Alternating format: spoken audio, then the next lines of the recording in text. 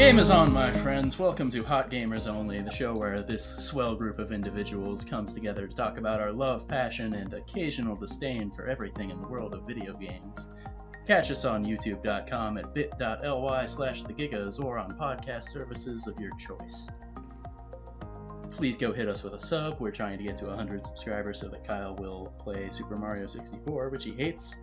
Or at 75 subscribers, Ethan will do a drunk Crash Bandicoot 4 Let's Play. One of his fancy speedrun categories. I don't remember the details. With that out of the way, my name is Hunter, and I am joined by the brains behind the operation, Ethan. What's going on? Yeah, I'm doing swell, dude. How's it going?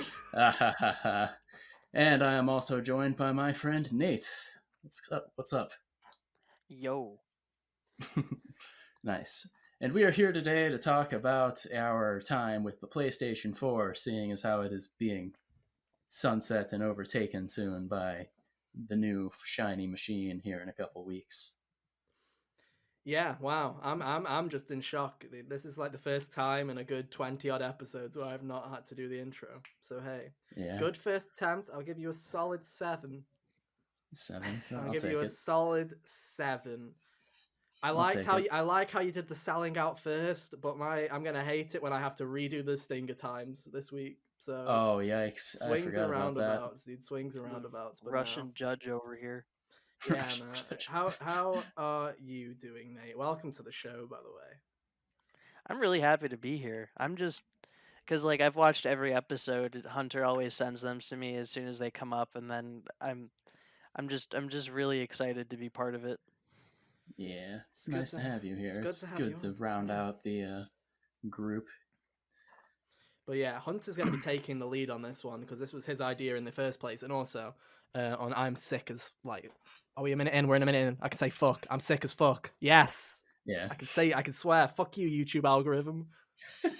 I'm ill, so I'll probably be constantly muting my mic and sneezing and sniffling, and I'm sorry for that. So Hunter's going to take the reins this week, so I can just sit here and smile and wave. So go on, Hunter. This is your test for if I die. This is what happens to the podcast. No pressure. Oh, baby. All right. So we're doing a retrospective on the PS4 and our time with it, and I figured the best place to start would be, when did we get our PlayStations, and what was the first major game that we got or played on them? Okay. Who wants to start? You can start. Where we started. So I got a PS4 in December of 2013. So on launch, essentially, my father bought it for Christmas. So we had it on launch, but I wasn't allowed to play it until Christmas. Do you want to know my actual first game? Because I can go and look it up on PSN profiles real quick. Just the first one, the first notable one that you can recall. Really.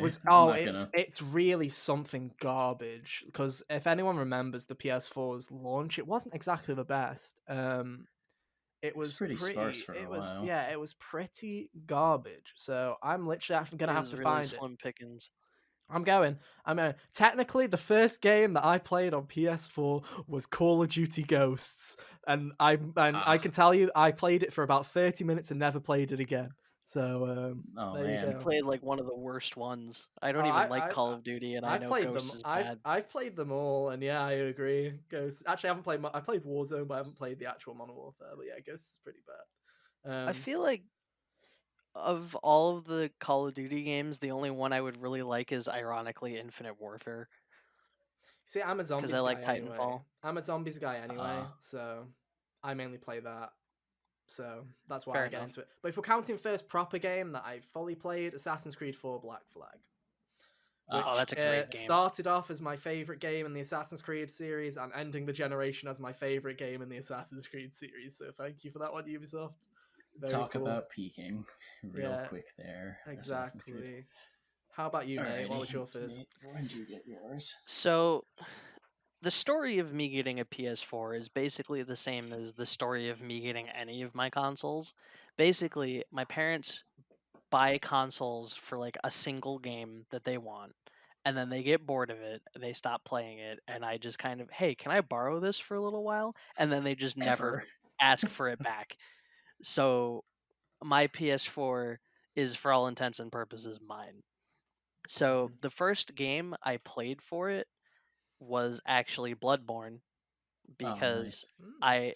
I that came out in 2013 and I was super hyped for I it. thought it came out in 2015. Did it? It was early Yeah, 2015. no, Dark Souls 2. Dark Souls 2 that came out. That's Okay. the one I played first. And You tried to I call him will out. You're a fake Dark Souls fan. You don't even know the date and the you're a bit. whore. You suck. You've never beaten a Dark Souls game in your life. Let difficulty options into the game, you cowards. Sorry, I just like to Anyway. annoy every Dark Souls fan. Don't mind me. Don't mind me. Well, I wouldn't mind if they had an easy mode if it like disabled online play and like you couldn't import an easy character in a normal mode.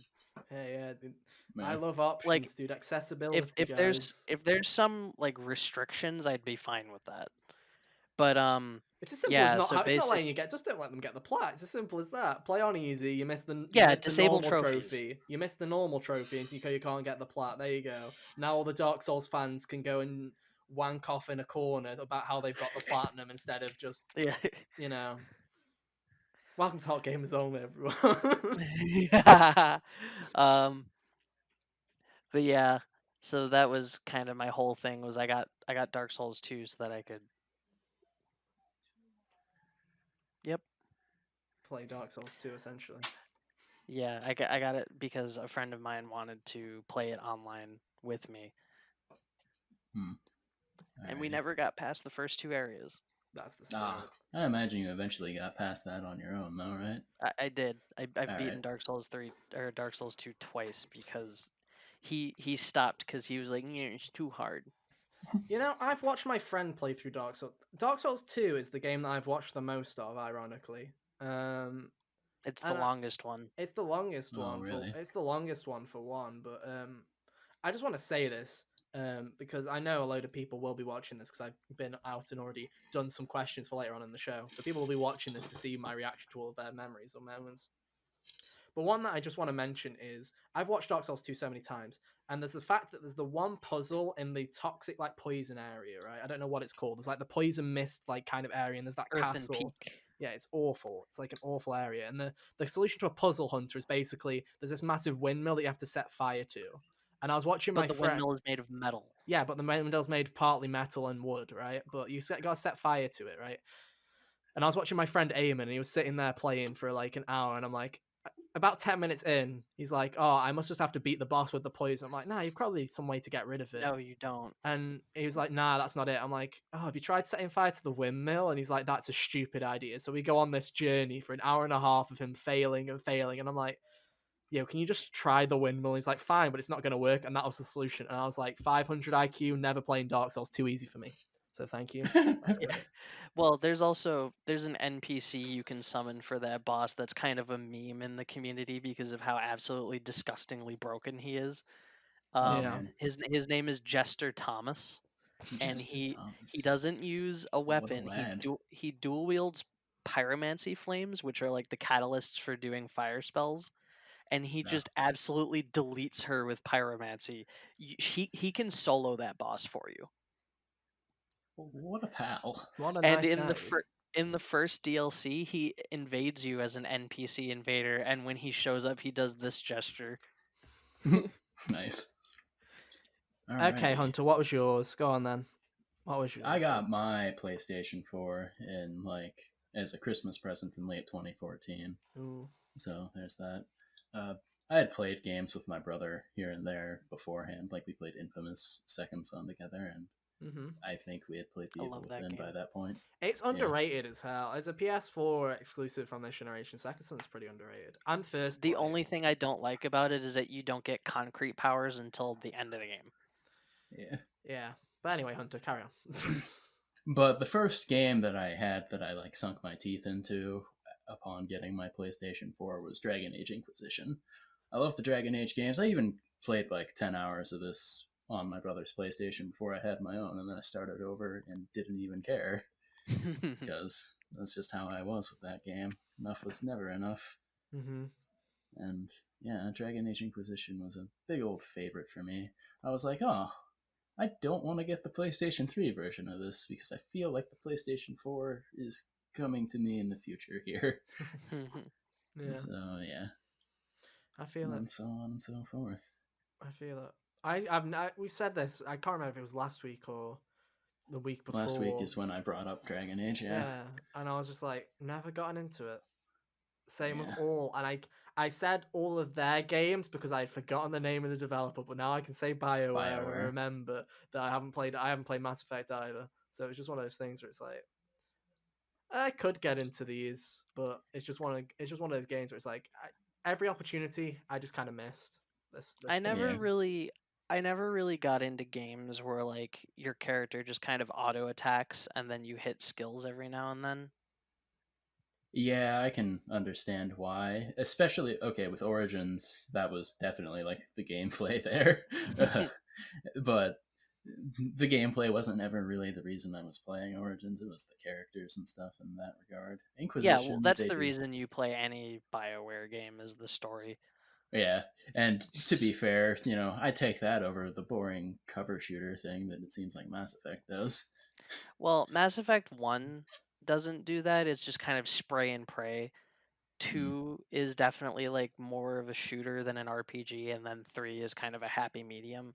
But like if you want an RPG, you play the first one, and if you want a shooter, you play the other two. Okay. There you But, go. yeah. And then Anyway, back to PS4 talk. Back on the topic, boys. yeah, We're not so here. we've covered our We're not history here on the to PlayStation. fucking. We're not here to talk chitty chat. No, we're here for Hey, fucking hey. facts and logic and answers. What is the best PS4 game? Subscribe and find out. Yeah. Ooh. So Teaser. do we want to just Dangle start that with little- what our little favorite nugget. first party one is? First party. Okay. I want to specify PlayStation Studios. That's what we should specify. So that's like Naughty Dog and Guerrilla Okay. and everything that is Insomniac, all classified as Sony owned, which is now under PlayStation Studios as of PS5 now, essentially. I'm pretty sure I already have one in mind. So I'm going to write the timestamp so someone else can go first because I forgot to write the timestamp. Nate, you want to take this one first? All right. My favorite first party PS4 game is I had to look at my stack of games for a second because I'm like, oh god, there's so many. Definitely would be God of War 4. Ah, that's a good one. That game, like, as someone who has played the entire God of War series several times at this point, I was worried about the departure from the normal style, but when I started playing it, I started enjoying it more. And then when I got the Blades of Chaos, it was just, oh, I'm home. So yeah, that was a good moment. I really enjoyed it. Plus, like, I don't usually play games for story, but the story of God of War 4 was really like engrossing, and I liked how it was kind of like it was open world, but not where like there was areas to explore, but it was kind of like wide linear in a sense. Yeah, there was extra stuff to go off the beaten path if you wanted to, but you definitely didn't have to at all.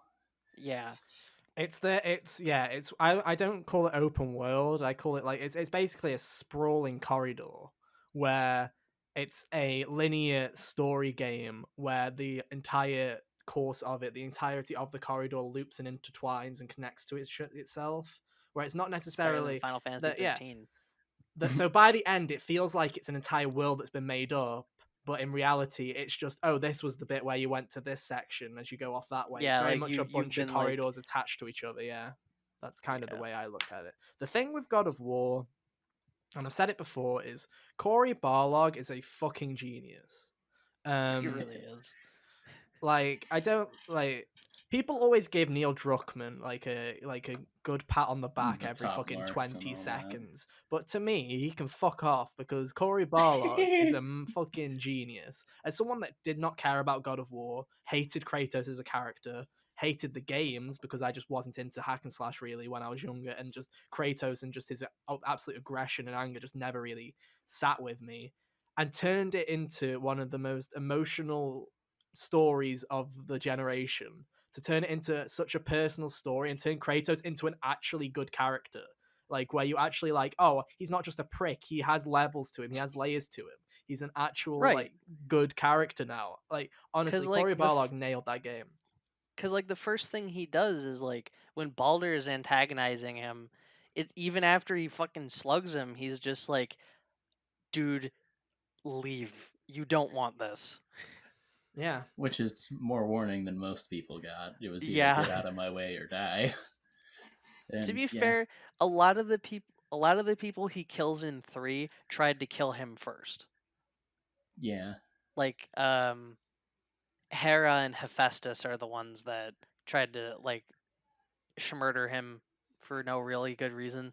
But then you get people like Hercules and Hades who have legitimate grievances with him. yeah. It, it's honestly weird that I remember when God of War was first announced, when they were like, oh yeah, they're doing God of War again, and everyone was just like, oh, Okay. we're doing this again. Like everyone was kind of sick of God of War after Ascension. Everyone was like, okay, Oh, it's God of War, it's but God of instead of War killing again. Greek gods, we're killing Norse gods. Because that This is was what the happens rumor. when you run out of a pantheon. The rumor for ages was, we just knew for years that it was just God of War but with Norse mythology. He just hopped. Basically, the leak was just, oh, he's hopped mythologies. He's just now going to go around and kill a different set of gods for fun. And it's like, okay, this just sounds like more of the same. And to turn it into what I mean, Sony has knocked it out of the park with their reboots and new IPs this generation, which is something that we should probably talk about at some point. Yeah. But the fact that they've turned God of War into what I personally think is the tentpole series for PlayStation going forward is actually mind-blowing. It is the new Uncharted. I think that is the new blockbuster game. And I don't think anyone would have And predicted much it. better than Uncharted, in my Yeah. opinion. I agree. I miss Sly Cooper. I agree. We can talk about that, but that's not PS4 because Sony decided to put every exclusive except for Sly 4 onto PS4 from late gen. Thank you for that one. I really appreciate that, Sony. But no, God of War Yeah. to me is, people are going to be buying PS5s, if not at launch, for God of War. That is the game that they're going to buy. And I don't think anyone anticipated how big that game was going to be. I don't think people anticipated it being Game of the Year. I don't think they anticipated it being one of the games of the generation. Did you see the live stream of him like Cory Barlog seeing the reviews coming in and he just Yeah. starts bawling? Oh yeah. I've got honestly, touching. I have so much respect for Sony Santa Monica after God of War. And There's gonna be 2 killer apps for the PS5 when it launches, and that's gonna be God of War Ragnarok and Demon Souls. Ragnarok isn't going to be a launch game, but it should be coming. They say it's coming out in 2021. I don't. We'll see. I genuinely, I do not believe. I challenge that notion. If that comes out, in 2022, I'll go fair play. That's earlier than I thought. Well done, done, Corey. We still don't have a solid release date for No More Heroes 3.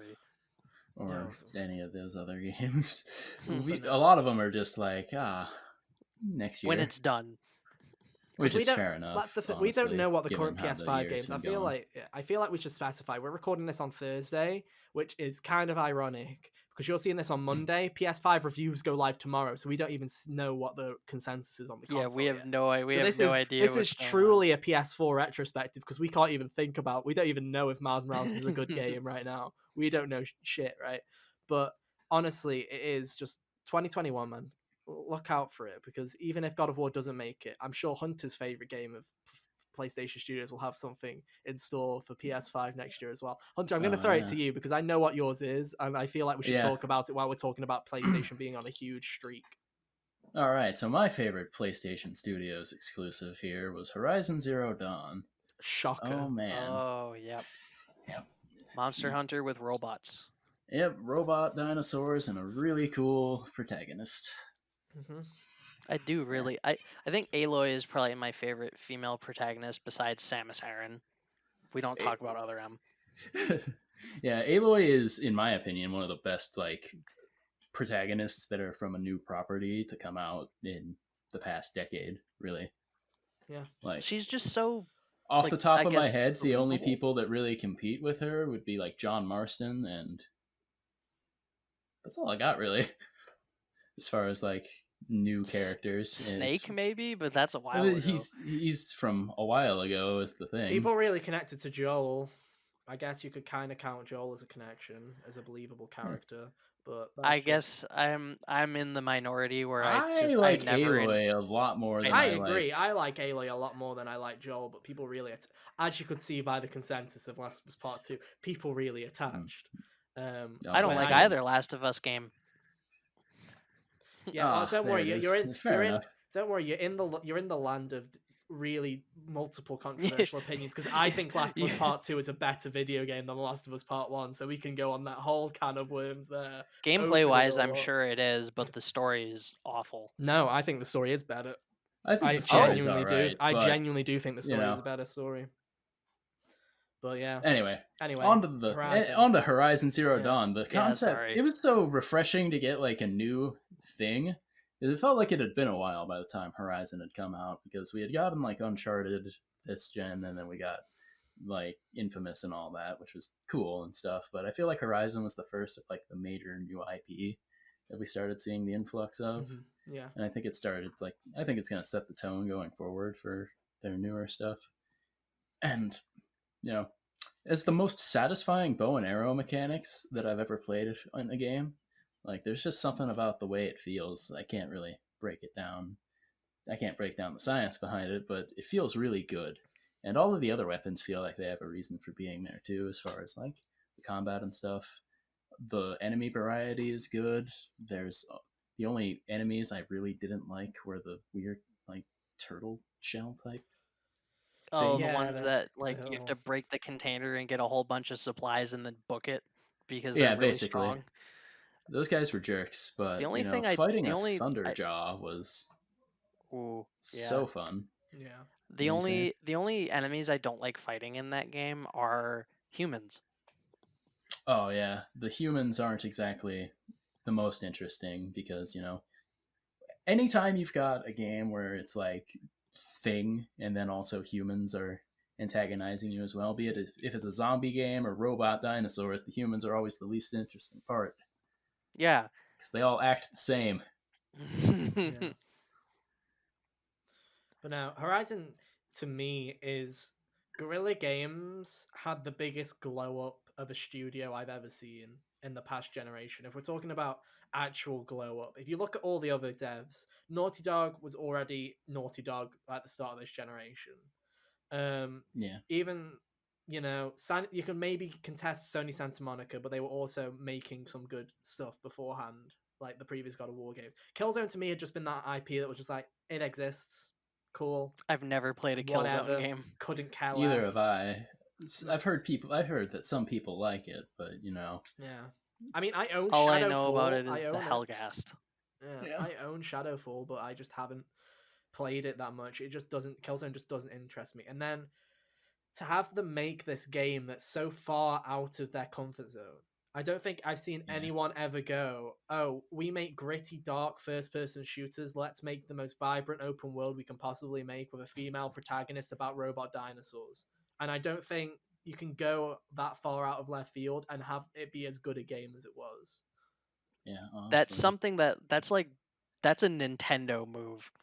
It is, but Nintendo doesn't. It's a Nintendo move if Nintendo liked to actually do something unique with their games. Like if Nintendo wanted to actually go out of their comfort zone, it's a Nintendo-esque idea, but it's one of those things where it's again Nintendo, especially the one exception I'll say to this, Nintendo Breath of the Wild was really was the leap into open world that someone needed to make into the next step of open world game design. I think Breath of the Wild is that. But most of the time, Nintendo has been notorious for sitting on what it knows, and it's fucking happy, and it's just, we know how to make these games, and we're going to carry on making them. Mario Odyssey was not a revolutionary Mario game. It was still a Mario game. No, it was just a really big Mario game. Splatoon is just a first-person shooter with color.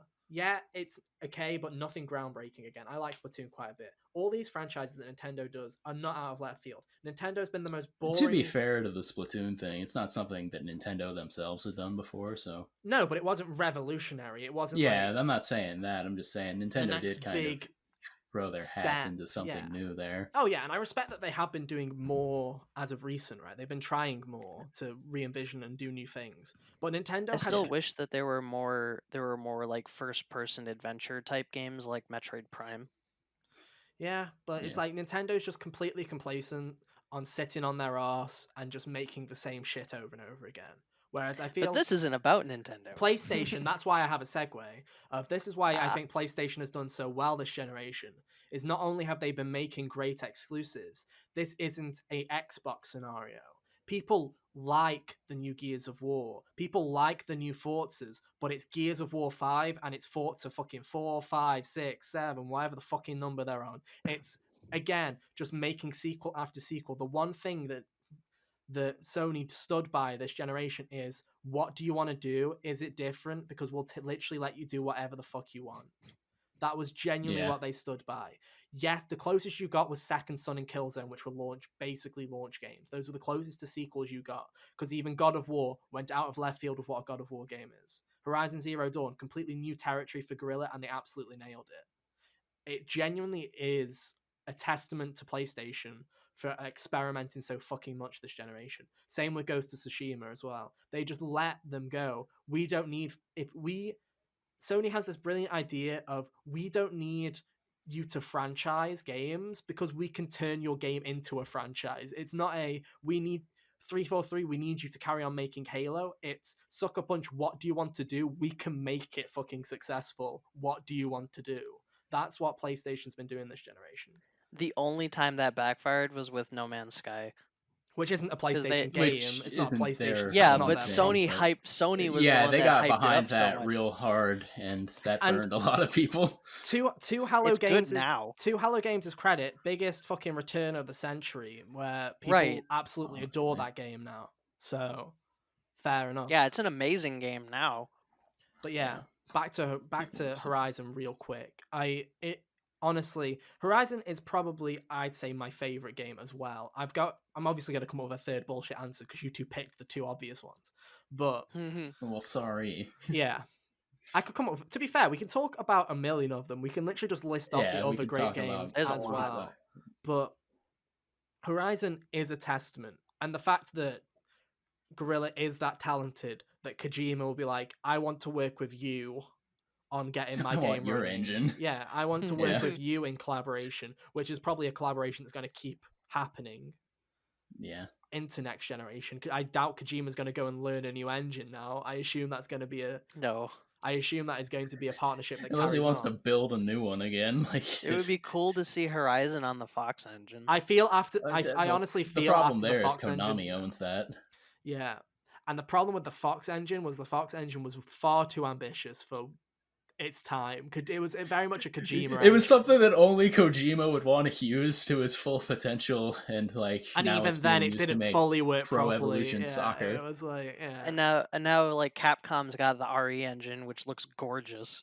Yeah, I would love if they just started letting other people play with that. More games should be made in that engine. That engine is amazing. Which PlayStation exclusive am I gonna pick? That's a good question because there are loads of them to pick. So I do want Big Planet. No. Days Gone. Haha, funny. In terms of my favorite PlayStation Studio game that isn't one of those two, I'm gonna give a couple of shout outs to two of I want to give a shout out to Naughty Dog because I respect what they did this generation, even though they're not my favorite games. I think Uncharted 4 was for the development hell that game went through and what Neil Druckmann pulled off. I say fair play to you because it's my favorite Uncharted game. So fair play to that for pulling that off. I think it's the best Uncharted story. You can fight me on that one, nerds, because what are the other Uncharted stories? Tell me them, because they don't fucking exist. That one actually had one. Got you, bitch. Especially Uncharted 3. Yeah. Uncharted 4, I don't see how people can argue isn't the best game in the franchise, because as a story and the gameplay is the best. You can buy set pieces. Yeah, cool, but sorry, I liked Uncharted. I can't really have an opinion on it because I've never had any desire to play the Uncharted games. Whenever I looked at Uncharted, I was always like, but just cause. Well, no. Nah, I don't necessarily agree because Just I Cause is just just an open world sandbox. They are different. They're like right. completely I, different I things. yeah, I get that. They have a similar premise. That's all. Um, Mm. but no, to me, Uncharted 4 really well done. And Last of Us Part 2, the only thing that ever stops me from praising that game is the fact that they were fucking worked to death on that fucker. That is genuinely the only reason. Is I don't agree with the crunch culture. I've said it before on the podcast. I'll say it again. I will not be when we come to Game of the Year, I will not be including Last of Us Part 2 in my personal picks solely just because of the crunch culture. I think that game is amazing. I think they took risks. People can hate the story, people can love the story. But the fact that Druckmann actually took risks with what was considered by Sony a beloved IP, I can do nothing but respect them for it. And I literally, like, if you love it, you hate it. The fact that Sony had the balls to go, if you want to do that with this franchise, that's the biggest franchise basically on the block, go for it. Yeah. And they let them do it. And whether you like it or not, that's your story. That's your deal. Respect everyone's opinions, unless it's just Abby. If your option is just Abby Greer, that's let's play the full game and discuss it. But then anyway, Yeah. The then we can discuss it. People that just crunch either golf, culture is the yeah, people that just say golf club, I'm like, fuck off, play the full game, then hate it. I'll respect you if you dislike it after you've played it, other than going grr growl golf club. But yeah, crunch culture's bad. crunch culture is the reason why I refuse to buy MK11. Yeah, Oh, really? I didn't realize that was going on over at NetherRealm. Yeah, there was oh yeah, apparently the bosses at NetherRealm were also really really rude to their workers. Oh no. Yeah. That's Ed Boon, how could you? I don't think it had anything to do with Ed Boon. I think it was more like supervisors. That makes more sense. I was just picking a name that I knew was attached to the but no. series How there. could you? You put your brother in the game backwards.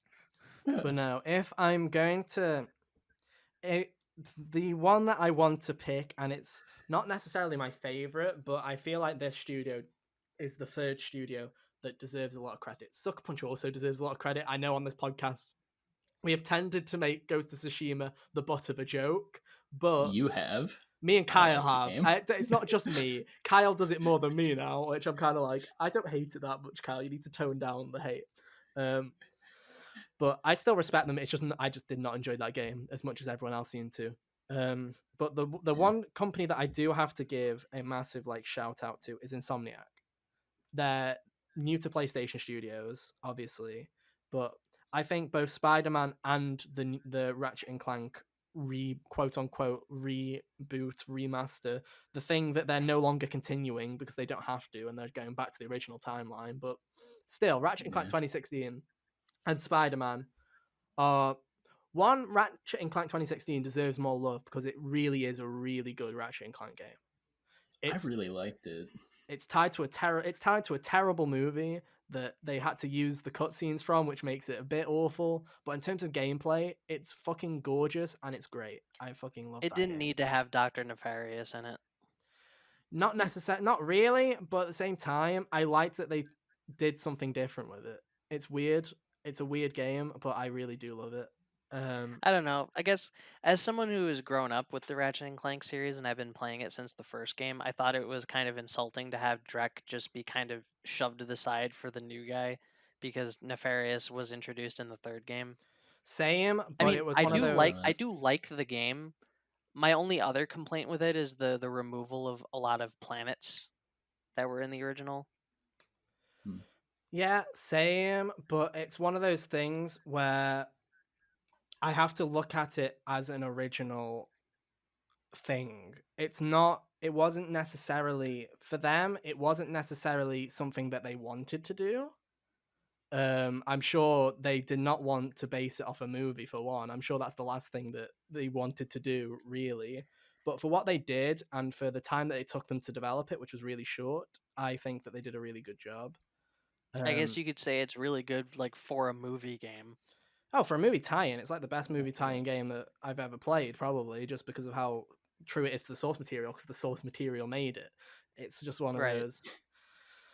But no, I It really. came out at like the perfect time for me too, because like 2016, this generation, Mhm. I hadn't played any 3D platformers that were like new yet. 3D I was like, platforms oh Yeah. man, were I dead at missed that this. point. Yeah, we're dead. And Yeah. then And then with Spider-Man, I haven't played it yet, but from what I've seen, it looks like it plays a lot like the Arkham games. It doesn't. It's better, for one, in Oh, my opinion. Spider-Man is the best superhero game I've ever played, period, full stop. It's not the best story that I've had. I think Batman Arkham Asylum in particular, and also City, did a really good job with tone and setting, and character. Like, their Yeah. villains were really good.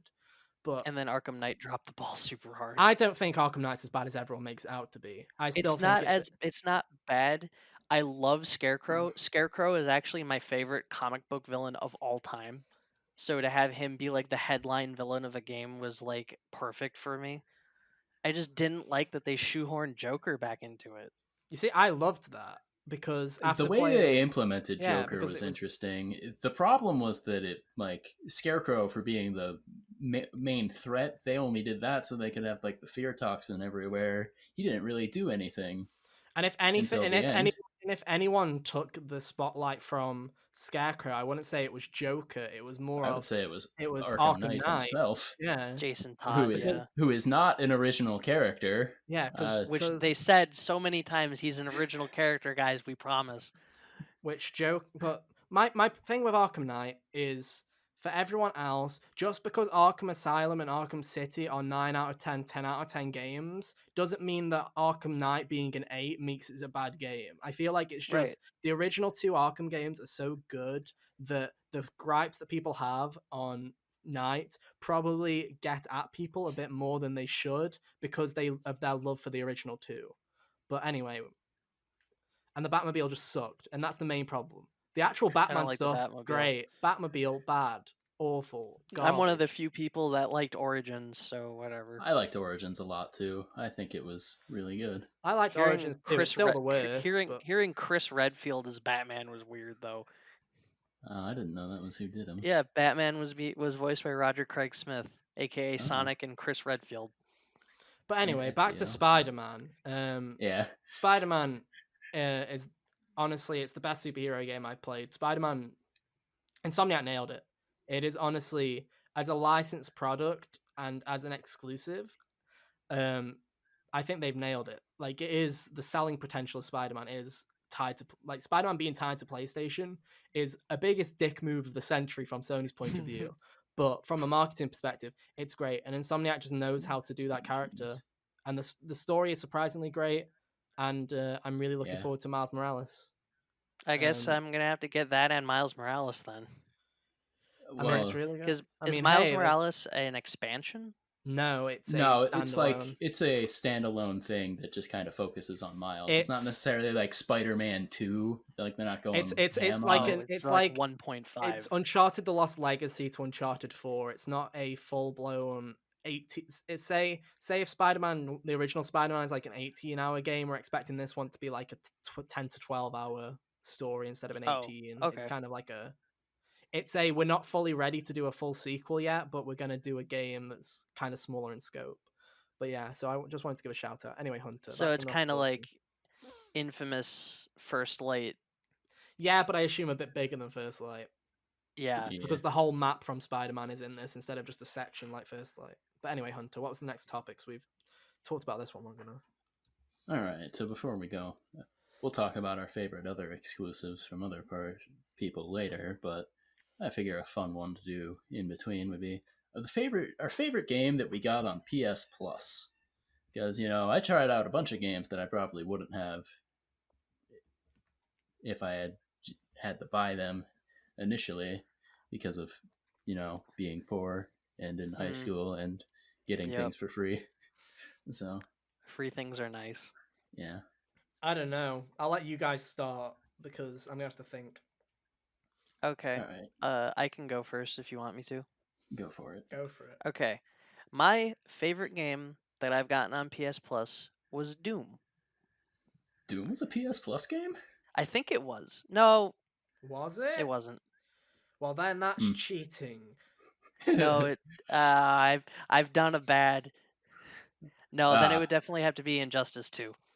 That was Okay. definitely a PS Plus game. I'll accept that one. Yeah. I'll accept that. I've honestly, it's been so long, I forgot what is and isn't a PS Plus game. That's fair. So I have two. Then it was The ones I got on PS Plus were Injustice 2 and Darksiders 2 Definitive Edition. Oh yeah, I remember that. You're getting it. At least I never actually played it. I got because I don't really like Darksiders 2 as much as the first game, because the first game is more of like a Zelda-esque kind of thing Ew. with like hack and slash combat. Ew, double ew. Zelda and hack and slash garbage. Zelda plus God of War? Oh god. Gag me with a spoon. What? Yeah. I don't know what accent that was. I I apologize. don't know either. That oh man, that was mega cringe. Don't worry. Anyway, so so what did you like about it? Yeah.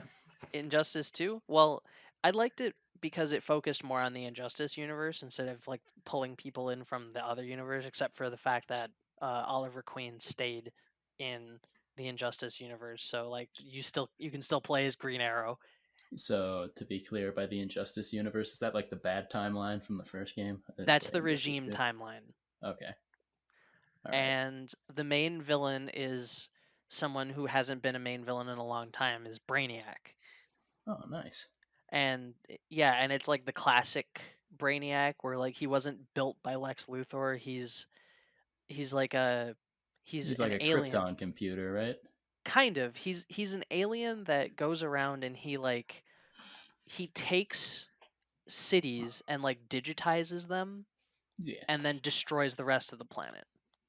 Yeah. All right. And because he craves knowledge, and in his own words, knowledge is more valuable when it is rare. Okay, so for the fucking pee-pee poo-poo heads in the background that don't give a shit about like comic books or whatever, what about this game in terms of like gameplay and what or not would Oh, okay. convince me to play it, if that makes sense, right? Because I'm terrible with comics. The most I go for is I've seen the MCU and a couple of DC films, and the good ones from the DC collection. So that's about what, 3 films? Cool.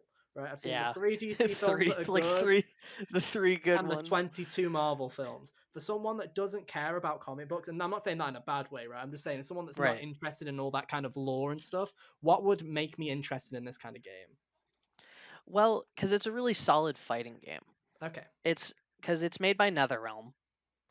So it's got the same style of combat as like Mortal Kombat, but instead of like fatalities and stuff or like X-ray moves, you have like these transition attacks where if you like charge up an attack, you get like this big cutscene where you bonk people like around a whole bunch of different things, and then you end up in a completely new stage. And then you have like these stage interaction things where you can like grab something out of the background and toss it. And like each character has like their own moveset, so even if you don't care about even if you don't care about comic books, as a fighting game, I feel like it's really solid and it's really enjoyable because like every character has their own niche. Yeah, superheroes do seem like they would lend themselves to fighting games pretty well. Plus, even if you don't like comic books, then you have Scorpion as a downloadable character. Yeah. And I think Sub-Zero as well. Oh, nice. Yeah, I know those guys. I know them. I mean, even if you don't play Mortal Kombat, Ethan, you have to at least know Scorpion and Sub-Zero. Yeah, I do. I don't play fighting games, but I do know them, yeah. So your other one you said was Darksiders, right? You said your one was Darksiders 2. Go on. And I liked Darksiders 2 because it kind of, even though it wasn't, in my opinion, as good gameplay-wise as the first Darksiders, I like how it expanded on the concept of it and it made it into more of an RPG. So like you could use like different equipment and stuff to change your fighting style, and there were like side quests, and it was a big world for you to explore. There was like stuff for you to find. It was nice. kind of like, if you just want to like go around and explore and find stuff, it was that kind of game, and I really liked it. So did it lean like heavier on the Zelda type aspect of it leans more on like the RPG kind of aspect where like there's dungeons and you level up by killing things. All right. Whereas the first game had more like Zelda-esque puzzles, and you would get items that would specifically be for those puzzles. Oh, all right. Cool. There we go. My brother was really into the Dark Side games, so I never. And then 3 just aped Dark Souls and did it worse, so I didn't like it. All right. There you go, Hunter. What's yours? Well, all right. My favorite PS Plus game is this little gem, Transistor. Right I now, got this game for free. Question.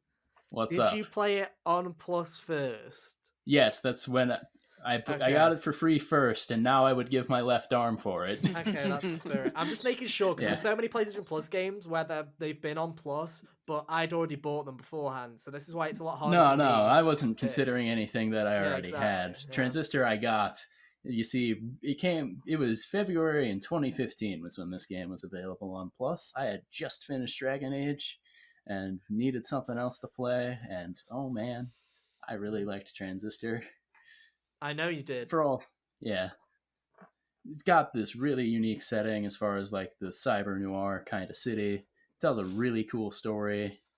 The gameplay is unique as far as it's like an action RPG where you can play in either real time or you can use this neat little turn function where it eats like parts of your bar as you're moving and stuff and all that.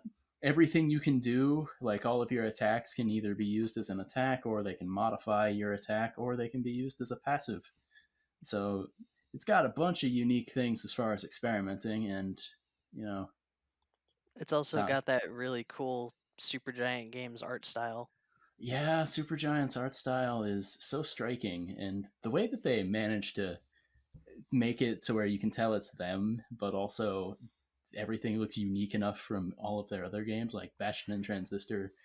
You can tell the difference between them. You can tell the difference between like Transistor Hades. and Hades or Pyre. They all look like I can look at that and be like, it's a Supergiant game, but I'm not gonna I feel like it's their use of color.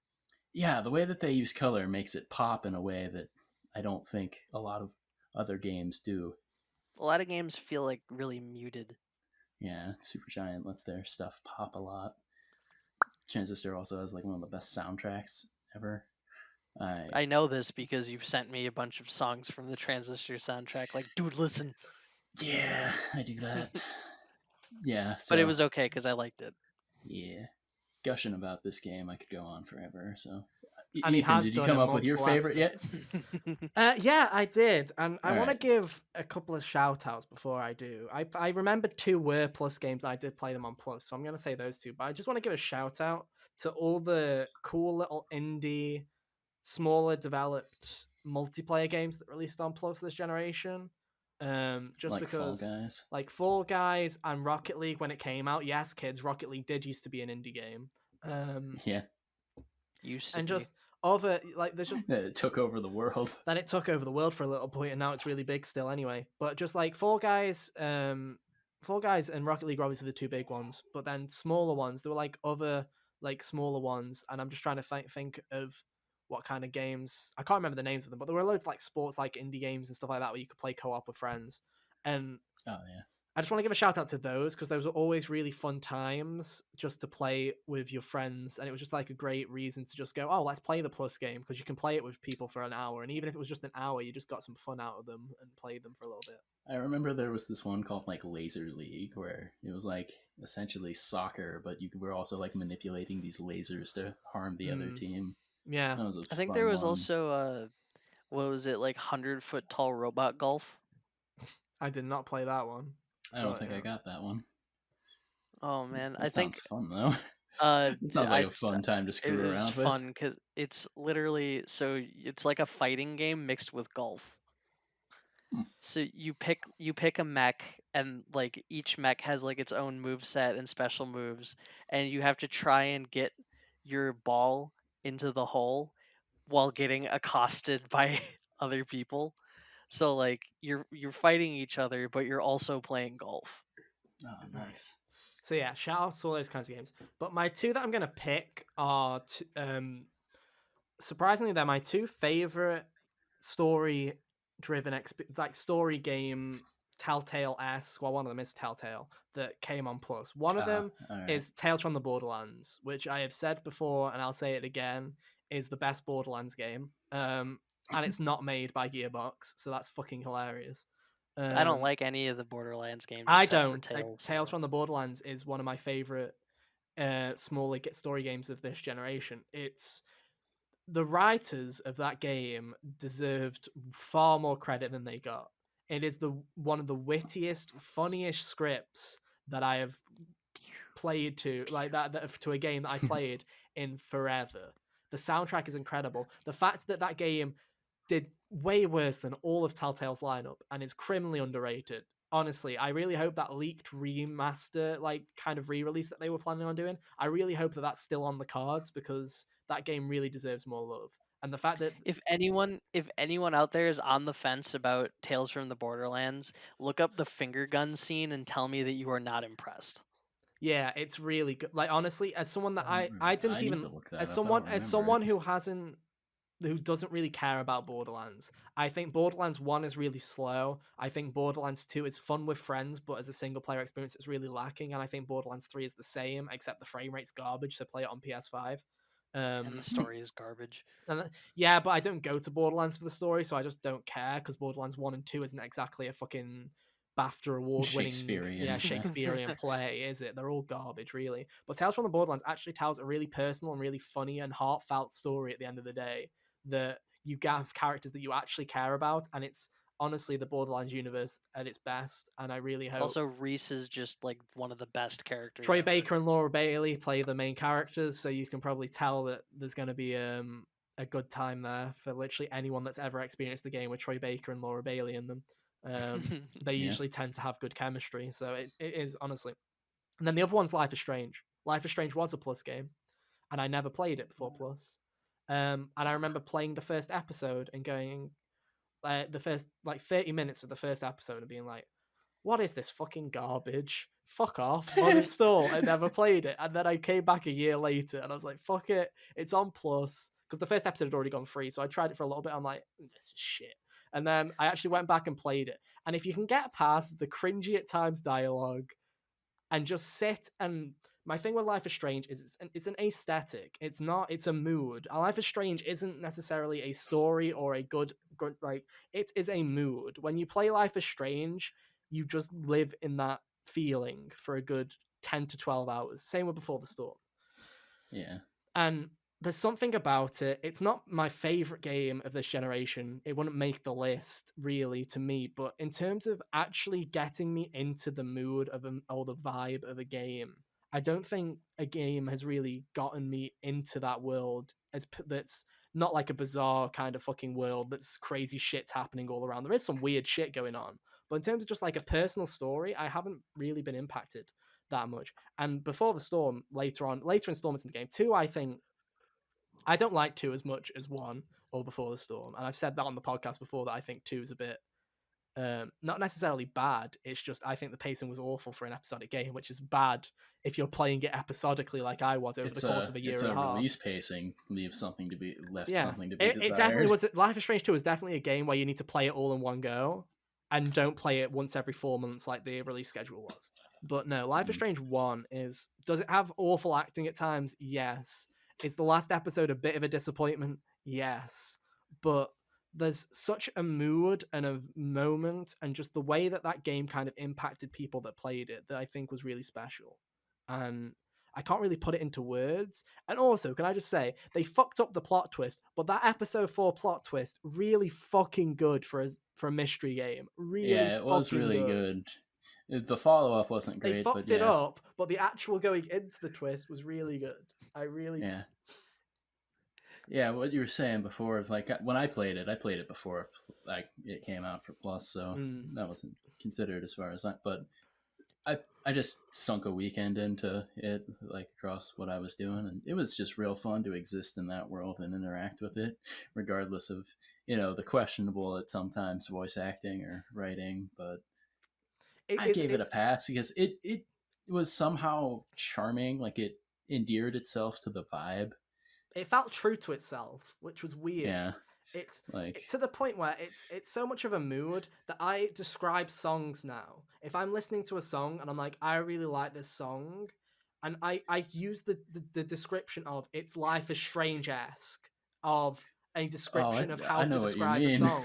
When I listen to a song and I'm like, wow, I feel this song, and it's very, like I describe it as, Life is Strange-esque. Like it's got its own like environment and mood around it where you can describe other things as it, which I think is really quite baffling. And yeah, I think I've said enough about it, but The I've the said a lot about it only a lot. the only thing I could even like possibly compare Life is Strange's music to is like Akira Yamaoka, which is the Oh, the guy who Silent wrote the Hill music for composer. Silent Hill. Yeah. It's got Uh, that same kind of like lonely vibe to it. I often describe Life is Strange as melancholy. That's usually the descriptor that I go for, Yeah. especially for Before it the Storm as well. It very much is. You don't go and play Life is Strange. If you're going to go and play Life is Strange again, I'm looking for a really fun time. I'm like, no. fun isn't the. You're gonna be depressed. Yeah, it We'll leans talk very about hard into it like in teenage melodrama and stuff we'll talk too. about it in favorite So gaming yeah, moments. But yeah, if you're one that gets easily moved, um, probably not the best idea to go in at the middle of the night like I was doing. But It's yeah, kind of like Night in the Woods in that respect. but no, uh, Life is Strange. I always have mad respect for Don't Nod, and they've gone on to do incredible stuff like Tell Me Why, which isn't on PlayStation, so yeah. I can't Tell me talk about it. why. It was really good though, so Which check is it really out. good. But yeah, there we go. PS Plus All Hunter. right, What's up next? that covers that topic. All right, I guess we'll do the third-party exclusives now, since Third we got a party little buffer there. exclusives. Cool. So, Ethan, I know what yours is. I have a pretty good idea of what Nate's would be. Best third party exclusive. Now Let's my see. question is I'm just asking this just for the sake of we're setting ground rules here. Is it a forever? Is it a permanent? Up until this point, is an exclusive? Up until you know what? Since up until this point, because the new consoles are coming out in like a week. Yeah. So yeah, if they've been exclusive up till now, that's exclusive to Are we this counting games generation. that we know aren't Are you? exclusive? Does I'm Final saying, Fantasy yeah. VII I'm Remake basically count? saying, Sure, can let's Hunter count Final count? Fantasy VII Remake. I'm just wanting to know because we know that's going everywhere else in like Yeah, 4 months' but you know, time. So I'm just making sure that we're all on the same ground. I mean, I already know what my pick is. Everyone on the fucking planet knows what my pick yeah, I is. know what your pick Because is. if I haven't said this fucking game enough over the past fucking 34 episodes of this stupid podcast and you still don't know this answer, then what have you been doing? Of course, it's fucking Persona 5 / Royal. Should I just walk away for 5 minutes? Like, Drop mic and leave. I feel like, is there a point to me explaining for the 6 millionth time to the same 30 people why I like Persona 5 Royal, Persona 5 / Royal? Do we I need to Here's go a mean, there? here's a timestamp for when I'm done talking about Persona. I mean, there's timestamps for everything, so they already know. Right. The people yeah. that are sick of hearing me talk about Royal have be like, "Oh, he's at it again." Straight to the timestamps. What's next? Ooh, Final Fantasy VII. Heard them talk about that enough yet. I want to talk. We only talked about that like thrice. Yeah, but no. I've said it before, and I've said it. I'll say it again, apparently, and again, and again, until this year's over, and then they'll be like, "You can't talk about it anymore because it's not relevant." Until they make a next gen version next year. No. Persona 5. I remember finishing university in 2019. That is the correct year. I had to check what year it was. I Yeah. finished like a month before all of my friends. I was stuck alone. I was not feeling too great mentally. I was stuck, and I'm like, I need to get through my backlog. And there were two options. One of them was Persona 5, which was a roughly 90-hour video game that I'd been putting off for the past 2.5 years because it was a 90-hour video game. And the Yeah. other was Nier Automata. Those were the two options that I had. And Now, Nier given Automata, where you've described your headspace at and that everyone, time, it's and a good yeah, thing you played Persona yeah, first. and everyone said, yeah, people. I was like, which one should I play? And I remember my friend Eamon said to me, play Persona 5, it's really good. And I didn't know if I'd like it because I thought it'd be too JRPG for me, like it'd be too fucking weeby for me. And all my other friends said, don't play Nier Automata, you're gonna kill yourself. So I'm like, okay, I'll take the long game for a spin because I have a month anyway. So I played Persona 5, and yeah, I fell in love with that game from the moment that I started it. I don't think I've ever experienced, and I don't think I ever will experience again, the feeling that I had for Persona 5 when I first played it, and still do. That game has occupied my mind for the past 18 months rent free, where I will still, as I'm going to sleep, just have a random thought about it or just that universe in general. Yeah. It really is. Like when people always say to me, it's like when people look at this generation, not just PlayStation, when people look at this generation, I feel like the two really big, at least Japanese video games that came out that got critical and commercial acclaim were Persona 5 and Breath of the Wild. And those are the two games to me where I'll be like, no matter how much people big up those games, to me, they'll never be overrated because I'd heard so much about Breath of the Wild, so much excitement, and I absolutely adored it after hating every other Zelda experience that I had ever played. And then Persona 5, I'd heard nothing but great things. I'm like, this game's going to be shit. Because all I hear is these little people on Twitter going, it's the greatest thing I've ever experienced in my life. And like, you got those horrible people on Twitter that the Persona community on Twitter All is those fucking blue check awful. marks. Yeah, they're all terrible. And then I play Persona 5, and I'm like, yeah, it's my favorite game of all time, isn't it? Fuck. I laughed, I That's cried, I how was one of my fully oh engaged. man, And the one one of thing, my go friends for it. played. Oh, I'm sorry. No, go for it.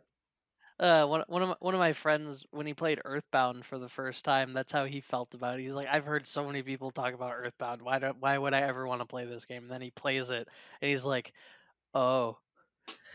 Yeah. That's why. But no, Yeah. and then Royal is equally as good. I mean, Royal is the best version, and Hunter can attest.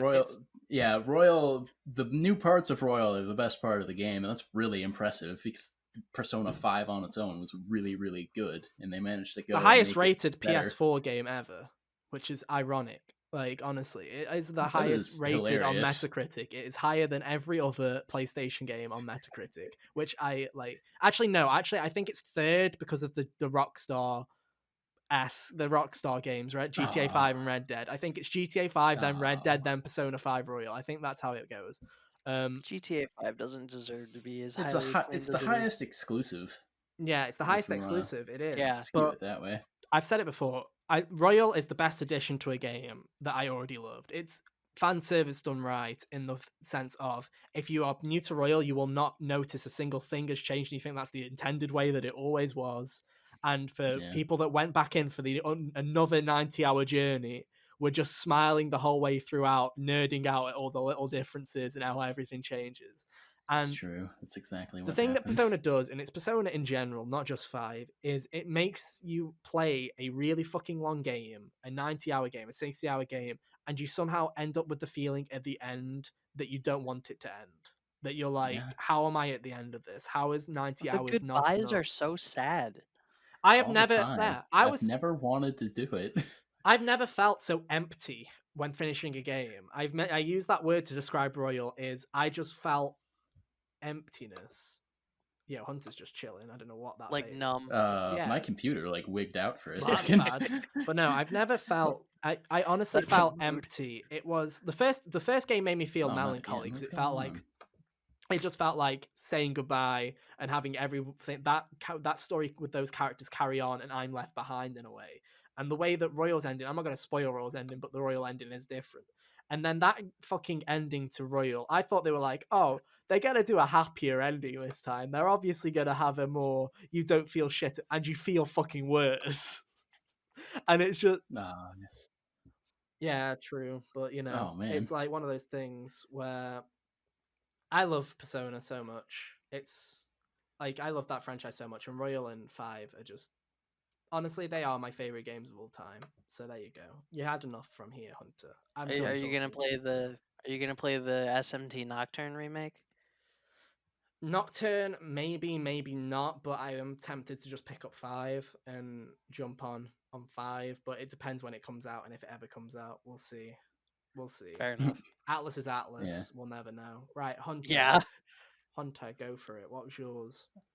All right. So, well, to be clear, my favorite exclusive that is from a third party is also Royal, but I'll pick another one for the sake of conversation here. God, Atlas Death pandering Stranding. again on this podcast. Oh. You know, if they didn't make such a great game, we wouldn't have to do this. Yeah. God, But Atlas, why don't you just make a bad game for once? yeah, I'm telling anyway, you, we'll dude. go People with can fuck Death off. People Stranding can fuck off. is I will my simp pick. for Atlas until they make a shit game, dude. If Bethesda fans can simp for Todd Howard making his mediocre open world games, I can simp for a good company. Come on, dude. Like, The only seriously. game Atlas made I didn't like was Catherine, and that's just because it's not my kind of game. Because it's a puzzle Uh, game, yeah. Because it's like a Yep. yeah. That's my problem. Is I'm too idiotic. I've got poo poo I brain. have I can't. I've got smooth brain. Never stop. You can put that on a fucking t-shirt. You can put that on the Persona 6 review copy put that in thing, your Happy promotional. Meal. I will never stop simping for Atlas, the giggers. Hot There game. you go. That'll Hot be the gigas. that'll be the quote Yeah. on the Persona 6 box art, dude. There you go. Anyway, Hunter, Death Stranding. With the review. Kojima's Yeah, Mad Ride, so dude. Wild Ride. yep. Kojima. It's certainly a vibe. I'll say Yeah. that much. It's Kojima like- goes full George Lucas. yeah, Mhm. not totally inaccurate, but I liked it still. It's not for everyone. Obviously, some people aren't gonna vibe with a game that is mostly walking and delivering things, but I still really enjoyed it. I felt like he managed to curate this kind of feeling of isolation that wasn't that the only other game I can even kind of think that it was like comparably in that way is like Shadow of the Colossus also has this really overbearing feeling of loneliness Mhm. to Yeah. it. So Because yeah. you are literally the only person in that entire continent.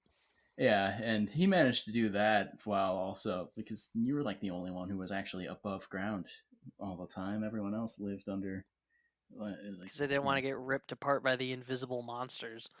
yeah, and just no one knew what it was going into it, and that was the craziest thing is that it turned out to make sense if you just once you hate get past all the weird like Kojima terminology and world building. I hate Right, you like actually that's my only problem with it is that like when they throw all these terms at you and it's just like, whoa, hold, slow down, you gotta explain some of this to me. You can't just throw words at me and expect me to remember it. yeah, it's like when he did that with Metal Gear, at least some of that was rooted in like actual military reality until he went like, until you came across the vampires and stuff. But Yeah. with Death Stranding, they just go full crazy with it, and the story actually makes sense. And I still think about the end of that game a lot. It was all the performances were very well done. Like Mads Mikkelsen was great in that.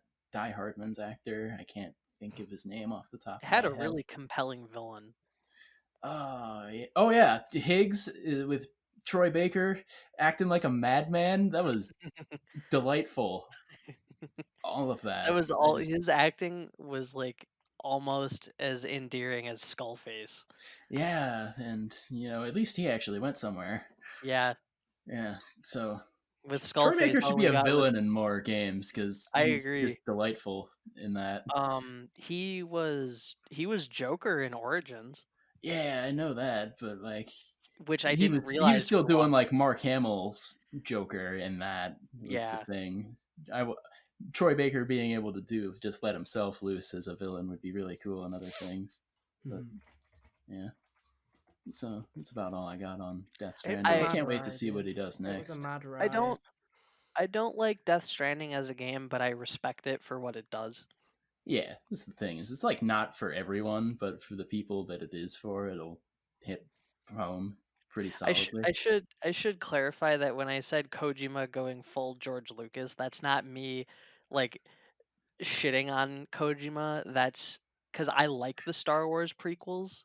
It's just like when you get somebody who has a really creative mind and then you And no throw one them will tell him no. and no one will veto anything, then that's what you get. It's like him and it's like David Cage, dude. It's the same thing with David Cage, where they're like, "Who keeps giving that fucker money?" Like genuinely. And with Kojima, at least Kojima makes good games, but it's just one of those things where Yeah. it's like, David Cage, who keeps giving David Cage that fucking check? Like honestly, I like it's the kind of you're like, no, you're no longer getting your allowance. You keep making shit with it. Stop it. Like, but it's like Kojima. It's Stop. like, really? We're not accepting a third of a good game this time. All 3 parts have to be good. It's like no. Pretty much, yeah. No. What if Connor wasn't the only character? Anyway, Nate, what was Nate, your what's favorite yours? Yeah. third-party exclusive? I feel like you already know what it is, Hunter, and I feel like Ethan probably has I have a guessed good it idea. already. It's Bloodborne. Yahtzee. Yep, I Yeah, had a feeling. shocker. So, being a big Souls fan, I also really like gothic horror Yeah. because Good that's stuff. that's why I like Devil May Cry 1 the most, is because it's basically a gothic horror game with hack and slash elements. Yeah. Um so I really liked that, and then as like I already liked the idea of like you're stuck in this city and you have to like fight for survival against these creatures that are turning into werewolves and like beasts and such. And it's like, okay, so it's kind of like a Van Helsing situation. But as you get further through the game, you realize that this plague started because of these like elder gods that like basically like they incite this plague because they're all infertile, so they basically use humanity as surrogate parents to Who create gives their From children. Software money? Yeah, because it goes from a gothic horror game into a Like an cosmic, eldritch like a terror cosmic type of horror. thing. Yeah, Yeah. and like the main villain of the game, Odin, is formless. You never even fight him. Oh man. He has no physical form for you to destroy, so you can't kill him. And it turns from you need to kill these beasts and stop the plague to you need to go inside this guy's nightmare and kill him in the nightmare so that Oh they can man. stop exploiting the elder gods. Yeah, that's crazy. Also, See, I knew there there's was a also world behind Bloodborne that I would love if I could just make myself play it. Could be yeah. art specifically. um and besides that, I really love the gameplay. Like all the armor sets look dapper as fuck. There's one that comes with a top hat. Yeah. I love all the trick weapons because it's literally like every weapon is two weapons and you can swap between them at any time. Like the threaded cane is like a sword cane, but when you switch modes, it turns into like a whip sword. Oh yeah, that's cool. Or my favorite weapon is the church pick, which is like a short sword that turns into a two-handed like halberd. Oh nice. That is Yeah, cool. it also does thrust damage, and everything in the game is weak to thrust for some reason. Hmm. Cool. Probably why it's a DLC weapon. Oh, that makes sense. But the DLC is also like the best part of the game. That's the weird Ah. thing about like FromSoft games is like when they make like DLC areas and bosses, they're always like the best areas and bosses in the game. Well, at least it's worth it then to get. Yeah, it's always super worth it. Like for some people, for like diehard Dark Souls 2 haters, the only redeeming factors for Dark Souls 2 is the 3 DLCs for it. I don't get the Dark Souls 2 hate from what I've seen, to be honest, of Dark Souls It 2. it's a The only complaint I have about 2 is that the movement feels like you're just underwater forever. Mm. That's my only problem with it. Otherwise, I really like it. But in terms of like the actual like setting and kind of look of it, I know the worlds don't connect as well as they do in the other games. Like you kind of just go from swampy poison land to fire castle just from You nowhere. take an Yeah, you take take an an elevator. elevator down into a fucking fire No, you breathing. don't go down. Is it up? I don't remember That where you go. elevator, you're at the top of a windmill and you take an elevator up and suddenly you're in this hell blasted landscape. Yeah, the connection That's isn't very And hilarious. good. Yeah. that was actually an accident when they were making the game. That elevator was meant to go down. Oh. Yeah, see, that makes more sense. But yeah, it's just one of those things where it's like I don't think I get the hate for Dark Souls 2 that much, to be honest. Also, I think Dark Souls 2 is like way more vibrant and colorful than the rest of the series, and I like it that way. It is. It's an interesting game. It's an interesting game. But there you go. Bloodborne's pretty cool. One day I'll play it when it has a good frame rate. I If will. they if that I remaster will rumor try is true. again sometime. Apparently that remaster that's coming out is also supposed to restore a bunch of cut content. So Yeah, Oh, but you nice. know what that's like, dude.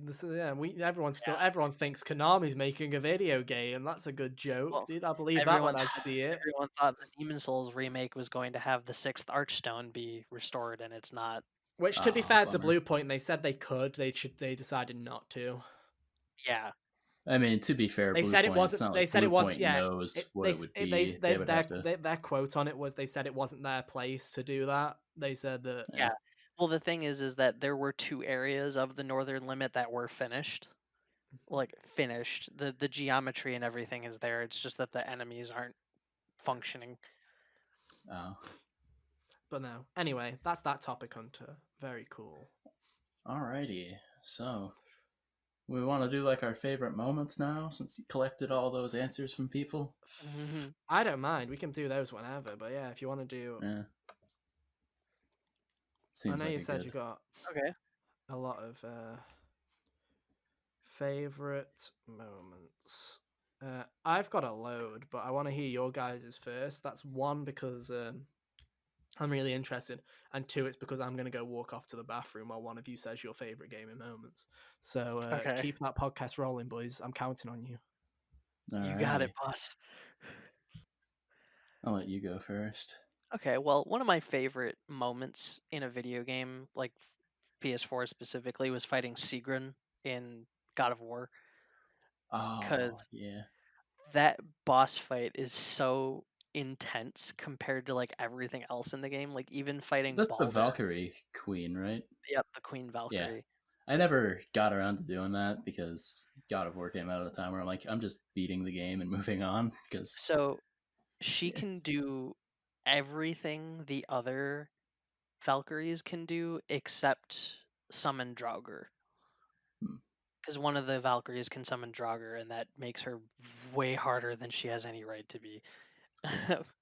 But the thing is like not only does she have all of their attacks, she will also combo them. So she'll do like a yellow ring attack that you can parry, and then she'll do a red ring immediately afterwards. So you'll be mid parry, and then you'll get decked in the face. Oh man, all right. She also has the most health of any boss in the game. Yeah, I've heard that this boss fight is like no joke when you're doing it. Sigrun is nuts. And Yeah. I think beating Sigrun is like one of the like top like accomplishments in my lifetime, besides like beating Ninja Gaiden on Master Ninja, which is don't do that. Oh, Doctor, yeah, Ninja Gaiden. Don't. Ninja Gaiden's a toughie. Oh yeah. Especially Ninja Gaiden Black. I agree with whatever you just said. I agree. I was That is talking also about how my favorite moment. yeah, it's my favorite. Hunter, I what's was- yours?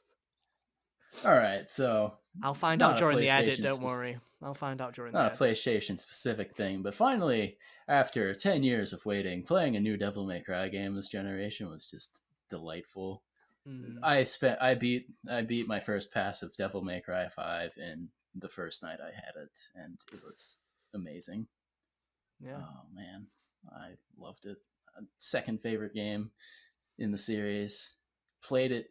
If you want an idea of how much I played it last year, I managed to get more time out of DMC5 collectively than I did my playthrough of Persona 5 last year. So I played it a lot Just a because little. I am a psychopath. Mhm. Yeah. So finally doing that was great, and as far as like an actual gameplay moment, and then if we're talking like just things PlayStation did in general, this Yeah, or like, just your favorite generation, memory or moment. Yeah, that's their what- E3 2016 conference was really good. Mhm. Oh yeah. Like they They had the one knocked the that year out of the park. before with 2015 where it was like The Last Guardian exists again and Final Fantasy VII Remake is a thing. But I like 2016 a bit more because I feel like the overall like the volume of announcements and the pacing was better. Like it started with God of War. It had Days Gone's most compelling thing, which was that first trailer. I was like, "Oh, you actually seem kind of interesting." And Nah, it still looked boring then. Sorry, Days Gone fans. I know you're out there. The three of you. But no. And then later it had the Crash reveal and then the Kojima thing. So that was all really good stuff. Spyro was later. Yeah, I know. Yeah, I'm just saying, like Crash and Spyro is just Crash and Spyro coming back is one of my favorite moments. That's Yeah, good that stuff. got like little like 5-year-old me going like, yay. Yeah. Mm, So just that whole conference was well paced, and I liked it a lot. yeah. Cool. For me, I've got different ones. Um, in terms of like, I don't have like a massive gameplay moment, like quote unquote, like I did this boss or something. No, I Mm. don't. You know me. Oh, Everyone knows me. If the game gets too hard, we crank that difficulty down, boys, because there's no point trying when there's an easier option. I'm the reason Dark Souls doesn't have a difficulty option, because they know that most people will be like, oh yeah, if they want to play on easy, they'll play on easy. They don't want fuckers like me playing who will give it 2 seconds on hard and go crank that shit down. Oh, I beat the boss, crank it back up. But no, this ain't Diablo, son. yeah. What's from gaming moment? I don't really have a fucking gaming moment like accomplishment. I guess in Your terms entire in terms playthrough of of Persona 5. it, it's not like I enjoyed that as like an emotional thing, but like Right. it's my favorite game. But there's no there are moments from Royal that really do, like playing through that Royal content when I played through it was probably one of my favorite moments just from a fan's point of view. Like just from enjoying that, just getting to spend another 20-30 hours with those characters in those circumstances was a really good thing. In terms of actual gameplay, I guess, as everyone knows, I have like 20 million platinums. So I guess my favorite platinum from this generation, well, not favorite, but my most proud one is probably the Overwatch platinum, because that was way too much effort for what it was worth. I had to get every trophy for every hero, and I'm shit at most of them. So that one's a pretty good one in terms of skill. I'd also say the Crash 4 one. I was 8th in the world for the Crash 4 platinum. That's a pretty good one, I guess. Oh, Dang. nice. Just a Yeah. little flex, guys. Just 8th in the world, just no big Look at you deal. No go. big deal, yeah. So those are gameplay, but then most of the memories that came up with for me, and that's quite similar to everyone else. Everyone else went extremely personal with theirs, which we'll talk about in a second. But it wasn't necessarily the games, because obviously you have favorite games and you have those experiences. But in terms of moments, to me, it was always like I have a little bits of games that really got to me. Like I'll always talk about how it's more like the memory where I played Life is Strange Before the Storm episode 2. I was playing on New Year's Eve, going into New Year's Day. All my friends were just not around because they were with their family. So I was just alone on New Year's playing the most depressing episode of a Life is Strange game ever. And it just broke me. And and it's weird that that's one of my favorite moments. Just remembering that is a weird, like, favorite moment, because that's like probably when a game hit me the most. Well, Even, because you don't think about a game as something that can make you feel something like that. A lot of games, people think of games as just kind of like an interactive entertainment machine, but the thing is like they can have stories that are just as entertaining as any kind of movie, or even more or so, even more because so, yeah. yeah, because Definitely. you're part of the story. Which is why Yeah. Persona hit me as a lot as much as it did as well. Because we've had this conversation about Gone Hunter. You want to say Actually, something? the first to while we're still talking about Persona for a second, my first experience with that game's big twist was flabbergasting and amazing, Actually, and I yeah, loved the it. big Persona 5 Yeah, twist was great, because everyone that knows the Persona 5 twist goes into it knowing, like, if they have the slightest idea, they're like, oh, this is easy. This game's tried to act as if it's got nothing on me. I know everything. And then the game slaps you in the fucking face and then goes, we yeah. knew that you knew, you son of a bitch, and now we're gonna do this. And Yeah, they're and you like, wanted to And now talk oh. about Katana is being the able to final boss. describe knowing where you were. Like, it was only a year ago, so it's not super hard to remember. But when I got to that part specifically, Yeah. I was hanging out with my older brother at his girlfriend's apartment, and I had just kind of sequestered off to play this while he did some Yeah. stupid Dead by Daylight thing, I think. And so I started doing that, and I remember just being like, "Oh man, this is really cool. This is really Just the cool." He whole was way like, they "Hey, you did want?" it. The whole way that they He was took the like, twist was really good. "Hey, you want to go get something to eat?" I'm like, "Shut up, I'm busy."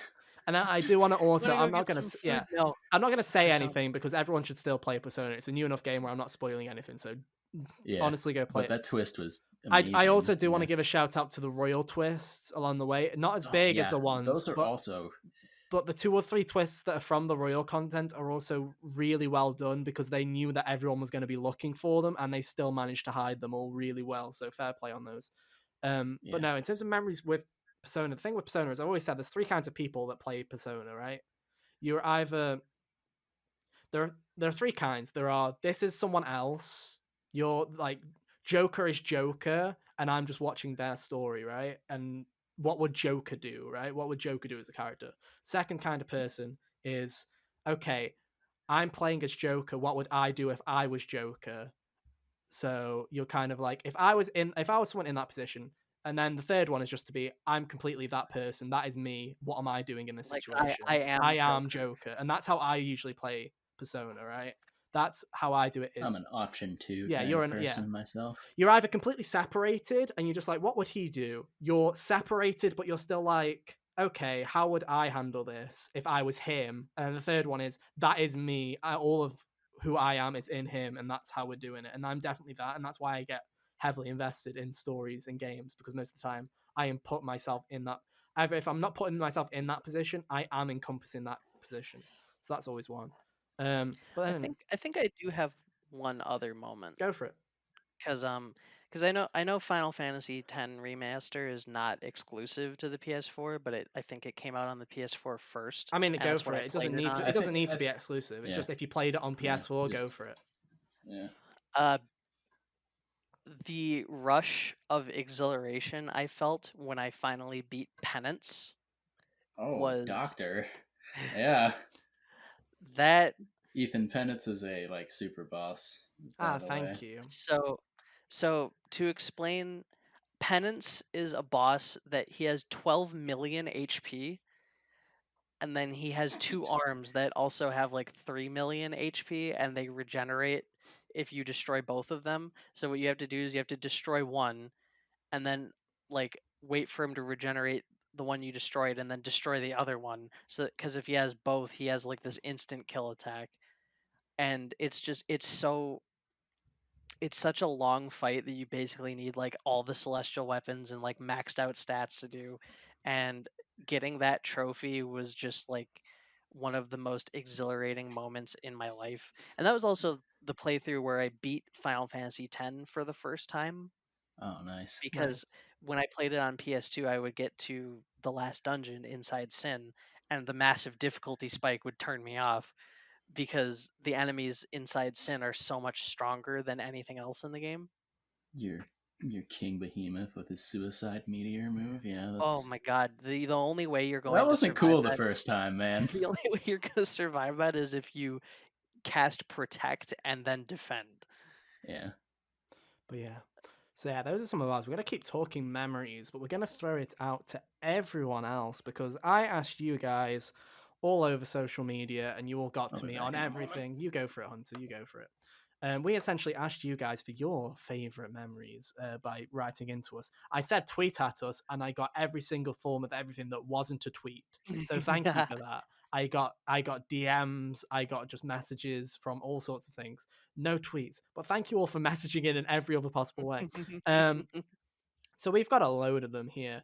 And I feel like it was very interesting. I just put the question, what are your favorite moments, stroke memories? And I feel like everyone kind of went the same way, which is weird because I was expecting everyone to just go, oh, I liked this part of a section of a game or whatever. But we'll go one by one. I'm gonna go with this one while Hunter's not here because Hunter kind of talked about this already, but we didn't.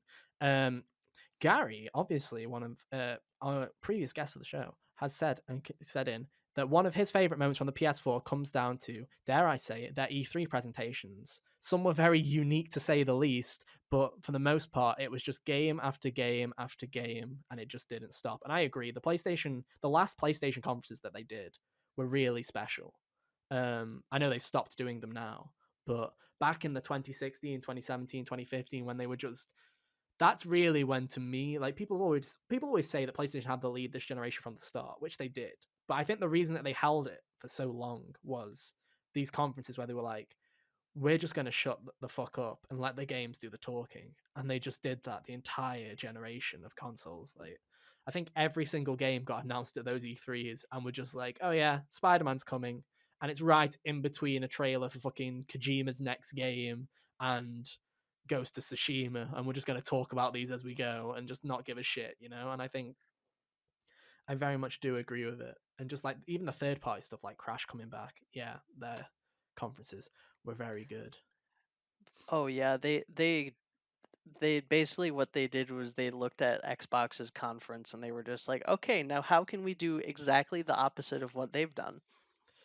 Yeah, because Xbox's conferences, I mean, I still think Xbox has the worst conferences in terms of the They major always three. do. They're somewhat entertaining because you laugh a lot when stuff happens, like Kanye West, not Kanye West. Why did I say Kanye West when I meant to say fucking Keanu Reeves? Different K, different K.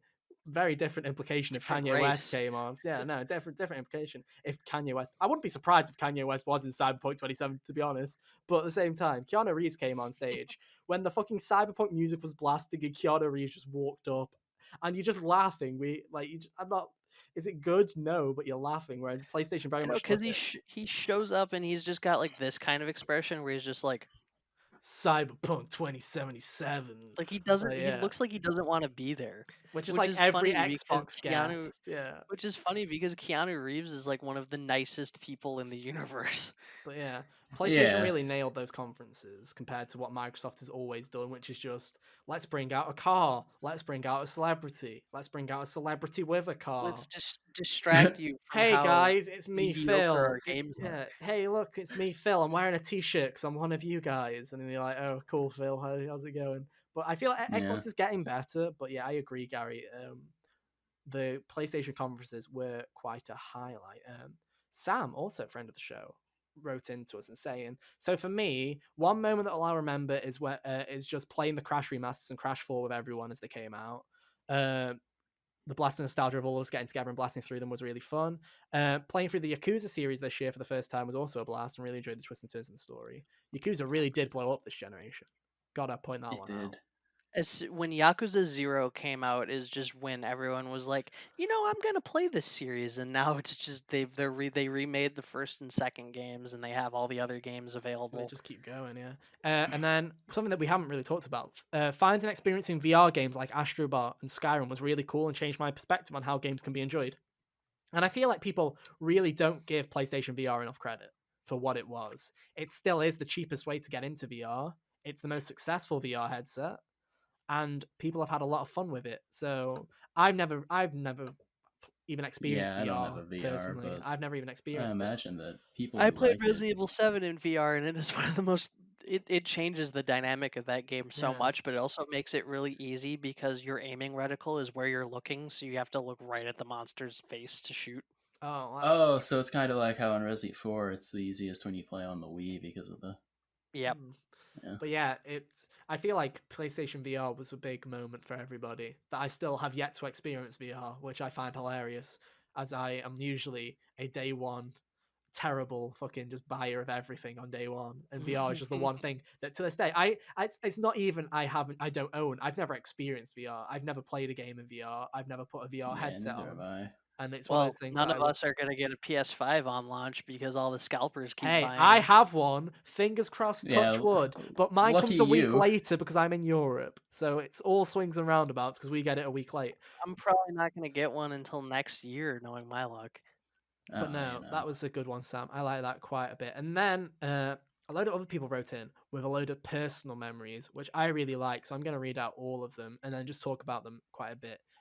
So Fraser wrote in, who's one of my friends, and said, I remember back in the day cruising around on GTA 5 with everyone when there was a sunset in the distance and Midnight City by M83 was on. It's just random memories like that. Ranked player on AW has to be in here with the assault drone.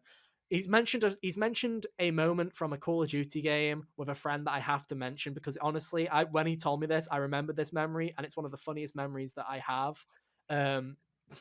The one time when one of our friends tried to plant a bomb in Search and Destroy for 45 seconds without realizing that he didn't have the bomb and he never had the bomb. He was just sitting there holding square for 45 seconds as the timer went down, not being able to plant the bomb. It was hilarious and I cried with laughter. He also mentions the time where I started singing the Titanic theme while piloting a kill streak in a ranked match. That also happened. So shout outs to that one. Like the I will always love yeah, you. the Whitney Houston thing. That one. Please Nice. don't content ID me because that was so good that they probably will. Moments like that just kind of stick with you, although it has nothing to do with the game itself, which I agree. A lot of my memories with games aren't necessarily because of the game. It's because of the people and the interactions I had, which I kind of like quite a bit. Ed has something similar. He wrote in and said, playing The Last of Us multiplayer for the first time in 2017 and being so bad that a teammate messaged him asking to leave because he thought he was throwing when he was actually just new to the game, which I thought was a good one because you never think about going to a multiplayer game years after it's been and gone and then having just a new person walking in and they're just assuming because it's the same 100 people that you're throwing. So I like that one quite a bit. He also mentions spamming Jason in Heavy Rain while grabbing the kid that looks like him. He experienced a bug where Ethan just carried on, where the main character just carried on screaming Jason in the process when he's supposed to be silent. So apparently he got a bug where he just grabbed a random child and was screaming Jason in his face by accident, which shouldn't have been a programming intention. I liked that one quite a bit.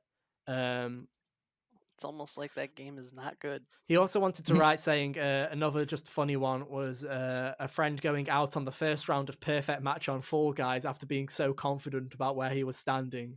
Apparently he was standing on the same thing for 30 seconds going, yeah, this is the one. And then he just fell straight away and he was the only one to die in that entire round. So yeah, shout out to that one. Oh, man.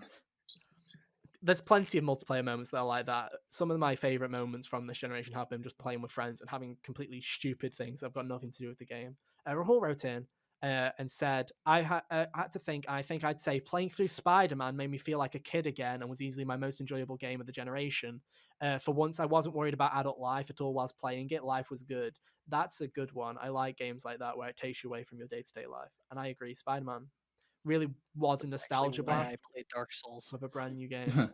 Nice. So I like that one very much. The Weeb Wonder himself, Kyle, messaged me and gave me this one. This one's a long one, guys. So you're going to have to apologize for me for using Kingdom Hearts 2 to make friends in college. Back in spring of 2017, the Kingdom Hearts 1.5, 2.5 collection came out on PS4, and a couple of people on the floor I lived on were playing it in the common area. They had set up their TV and PS4 and made that common area their home for the next week. On a whim, I decided to join them. I kind of knew them, but not well enough to talk with them prior. I came into the playthrough when they were in Disney Castle, and the three of us would take turns passing the controller around. I remember that I was even able to teach them about some of the mechanics in the game. I had done speedruns of KH2 back on the PS2, so I knew how to play the game. I was able to teach them about how summons worked, implementing magic into combos, and genuinely how to get through a lot of the combat system.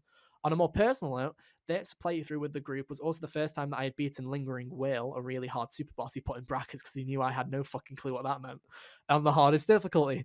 It was around 1 a.m. when we finally beat him, and it was such a good feeling to finally win and hear the cheers from my friends. The kind of experience that you can only get when playing in person with your friends and not something that, say, a Twitch stream could provide. I agree. Kind of those moments. You've kind of mentioned them, those success moments. To give context to the Lingering Will thing, he's a humanoid super boss that has several, like, if you don't have like second chance, you will die instantly. Lingering Will's Terra, right? It's the Terra super boss. It's Terra's armor. Yeah. You see him pop up in 3 for like 2 minutes. See, Kyle didn't need help. I knew what it was. He has 13 health bars. Of course he does, no, I feel that one. I agree. And then finally, I can't believe that Eamon sent me this, but I'm going to read it and I'm going to apologize because he's the only one that's going to laugh at this. Maybe you will as well, Nate. But here we go. This is what Eamon wrote in and said, and he sent me 300 words when I asked for 2 sentences. So I hope you're ready for this one, boys and girls. Oh boy. Ready for this journey. Eamon wrote, my fave moment of the PS4 era, which will probably be the same as my fave moment of the PS5 era, is when I truly felt like it was next gen for the first time. For me, this came with the 2017 Horizon Zero Dawn video game for the Sony PlayStation 4. He wrote it like this on purpose, so I sound stupid. I just want you to know that. I knew very little about it going in, other than it being very hype and that there were robot dinosaurs, brackets, 2 things which are basically the same, close brackets. From the moment the game starts, and hype do go hand in hand. Yeah, I was immediately stunned at how sick it was. The gameplay was so smooth, and the graphics and art direction was so clean, and the particle effects were so pretty. This was the shiny, exciting new stuff that you start salivating about when you hear about dem teraflops. He wrote it as dem teraflops. I just want people to know that. Dem teraflops. Yeah, PlayStation didn't even market the teraflops. That was Xbox's thing. Yeah. Yes, The thing is, Hunter, we know that, and the thing is, he does too. He just knows that I'm going to have to read this out, so that's why he's done it. Yeah. The best This is part was me hilarious, though. marveling at how vast and detailed the world was at the beginning of the game, then zooming out on the map and realizing I was only in the teeny tiny tutorial section. All the settlements and biomes and the big old robot dinosaurs they've got for you to explore in the open world. Oof. The game is sick, and it made the PS4 purchase feel properly justified. I recently played from the start of the game again, and although the magic was lost on the 2020 player, it doesn't take away the fact at the time it was magic. Psych, you already know the best PS4 moment was the entire time between popping in that Bloodborne disc and the popping of that platinum trophy. End of message. So there you go. He genuinely sent me a 300 I word disagree message. that the magic would be lost in if you. Yes, played he sent me a Horizon now, I'm 300 just word saying. troll message. Just had the final sentence be psych, it was Bloodborne, which I knew was what he was going to say from the fucking start. So thank you for that, Eamon. Thank you for writing in. Yes, Bloodborne's great. Who would have That's guessed it? just heckin' rude. Yeah. I like Bloodborne, but I don't hang my like of Bloodborne of people's heads like, ooh, look at this. Ooh, you look at you, terrible gamer. He probably But wanted you me. beat He genuinely, Persona yeah. 5. He probably wanted me to read it in like the fucking, the fucking like donkey voice, which was like, you already know the best PS4 moment was the entire time between popping that God, Bloodborne disc and the popping that platinum so trophy. I do That not kind of like shit, video you game know. junkie. Hey, Yeah. we don't cause drama on. We do not cause drama on the giggers. You can love or hate him. I think Kyle doesn't like him either, but you know what? We'll live with it. I don't even know if Eamon does. We'll find out when he reacts to me screaming trophy like that. So there you I'm go. also Thank not you. a fan. Thank you all for writing in with your gaming moments. I think that's everyone. I'm just going to double check. Yes, I said Kyle. Thank you, Kyle, Rahul, Ed, Eamon, Gary, Fraser, and Sam for all of your moments. We do appreciate them. There were some good moments, and I agree with all of them, even though they're not my memories and moments. So there you go. We lived through their We memories lived and through your moments memories, and some of them vicariously. I also was a part of, so I could live through them. Yeah, that's fair. Anyway, enough. Hunter, have we got anything else on the docket? Any more topics? Okay, so I think the last one that's worth talking about would Go be for like it. things from this generation that we were interested in trying but didn't get to yet. Yeah. And some of us will have more time before we have a PlayStation 5 than others, so Nerds. yeah, look at you go. But Sitting there waiting anyway, for your Just get PS5 it. like Just get it. Yeah. Just get a PS5, five head. It's not hard. Even I did it. Look at this 2000 IQ. It's 5 yeah, look at million you IQ. go. You Why fucking didn't I idiot. think of that? You guys So are gonna yeah, have to anyway, pull this things one from out. this. Yeah, go Yeah, for it. okay. You guys are gonna have to think. So I'm gonna have to think of games that I missed. So go for it. I guess I'll start. Red Dead Redemption 2 is one that I've wanted to play and didn't get to yet, mostly because every time there's been a gap big enough in releases for me to want to go. Anytime there's been a gap big enough in releases for me to want to go and try it, I find some other way to occupy myself. Mhm. So there's that. I'm still hoping for the next gen version. I'm really hoping this. They said they're doing it with GTA 5 again. I really want them to have a crack at doing that game again for PS5 Red Dead 2 because I love the original Red Dead Redemption to pieces, and I also really, really, really did love Red Dead Redemption 2. See, the thing about it was like when it was coming out, I was like, okay, I see the point. It's like a technical marvel and all that. Mhm. Very cool. I want to play something else. And then I was around my brother while he played it for enough to catch enough of the story bits to be like, okay, this is good. I want to get the full picture. Yeah.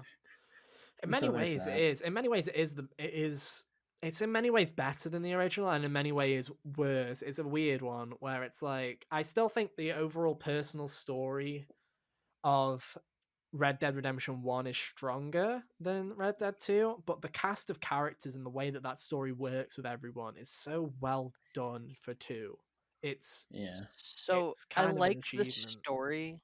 I like the story of 2, and I like some of the core gameplay mechanics, but the one grievance I have with it is that it kind of has GTA 5 syndrome where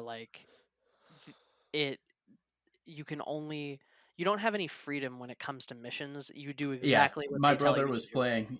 My brother tried to play it earlier in the summer, and he was like, for it being a massive open world game, you kind of have to do everything the way they want you to, and it really started to annoy him. He quit playing the game. Actually, I was like, Yeah, So a I friend see of what you mine mean. was playing it, and like this specific example was he was playing it with like the mini map off Yeah, because he didn't want any like objective markers, yeah, and the game fair tells enough. you find a place to hide, and he kept he was just hiding in random bushes because I mean it was just a forested area, so where the heck was he supposed to hide? Well, it turns out he turned his mini map on and there was this tiny like circle area that he was supposed to go Yeah. to that was visually indistinct from the rest of the map.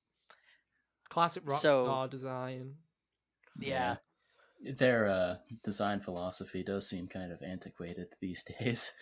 That's my main problem with Red Dead 2 is it looks great, the story's great, and the characters are really well done, and the acting is fucking But you still have to phenomenal. mash X to sprint. But mhm. it for a game that looks like it shouldn't even be running on PS4, it sure does play like it should be playing on a PS2. Like Yeah, it looks incredible, but it feels like it feels no different from Red Dead 1. Like it doesn't if anything, which came out 8 years before. I thought the cover system and some of the aiming was a bit better in Red Dead 1, which I thought was weird. Like I thought the cover system also in Red Dead 2 is awful. also you can't perfect stealth a train heist because the guards are programmed to always notice. Yeah. Oh man. But no, I like Red Dead 2 quite a bit. I want Yeah, to I play it still want again. to It's one of get those to it. games where it's like if they make a next gen version of the story again, I'm 100% down to go and replay it and revisit it again because I really Yeah. did enjoy my time.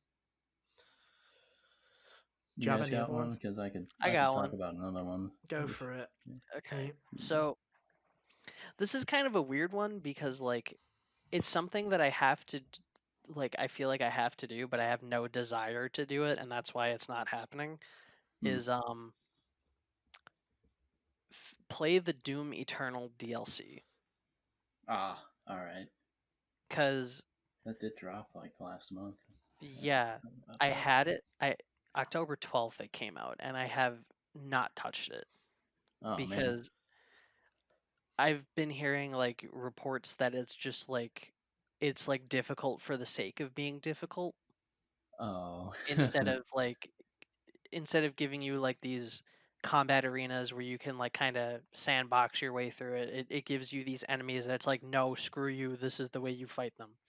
Oh no. Just like one of the best parts about Doom was the fact that you had so much freedom in the way you could engage the things. Yeah, like they made this new monster called the Spirit that possesses monsters, and it gives them like super high resistance to plasma weapons, Hmm. and if you kill what it's possessing it will find like the next strong like they favor super heavy demons, How do you and they make can that? Okay. That's how do you make a demon that sounds like it's worse than the Archvile? yeah, well they can possess archviles. That's hideous. Yeah. They can possess anything that's like they favor super heavies, but it's like do you kill all the big guys and then leave this thing alone, and then when you finally do kill the thing that it's possessing you have to this is the only way to kill it, you have to kill it with the microwave beam. Oh man. You know the attack that slows you down and forces you to focus on a single monster for like 20 seconds. Oh yeah. Well, that So seems. I it's something that I have to do. I feel like I have to do because I missed it, but I also don't have a desire to do it. So that's why it's kind of weird. Yeah. All Yeah, right. I feel it. Checks out. I feel it. Don't look at me, Hunter. You're gonna have to go to you again. All right. Alrighty. Senua's Sacrifice is a game that, and I'm probably gonna like knock this. I have it in my possession. It's just a stone's throw away from me, Yeah. and I just beat Eichenfell last night, so I'm probably gonna dedicate my time to playing this game this weekend. Mm-hmm. But that's like the last big 2017 game that like got major acclaim that I think I need to knock out, and I'm interested in it because Ninja Theory is my only experience with them is the DMC reboot, and as maligned as that may be for some people, I thought it was pretty solid. But Senua's Sacrifice has always seemed fascinating, and it's going to be real fun if I really enjoy it. And then the sequel is going to be on the system that I won't have. Yeah. But you know, I've been interested in it since it came out. It's just kind of like after Breath of the Wild and Horizon in 2017, playing games for me super consistently didn't happen. So it was just one I missed, and then I prioritized other stuff like Persona and Nier. How dare you? I still need to. Okay, here's one. I need to play Persona. Oh yeah, dude, P5 is great. I've Get the Is Royal it? version. I don't know. I've never heard anyone talk about it. I've never played a Persona game. Well, you Do you want to should. know? Do you want to know what my personal experience with Atlas is?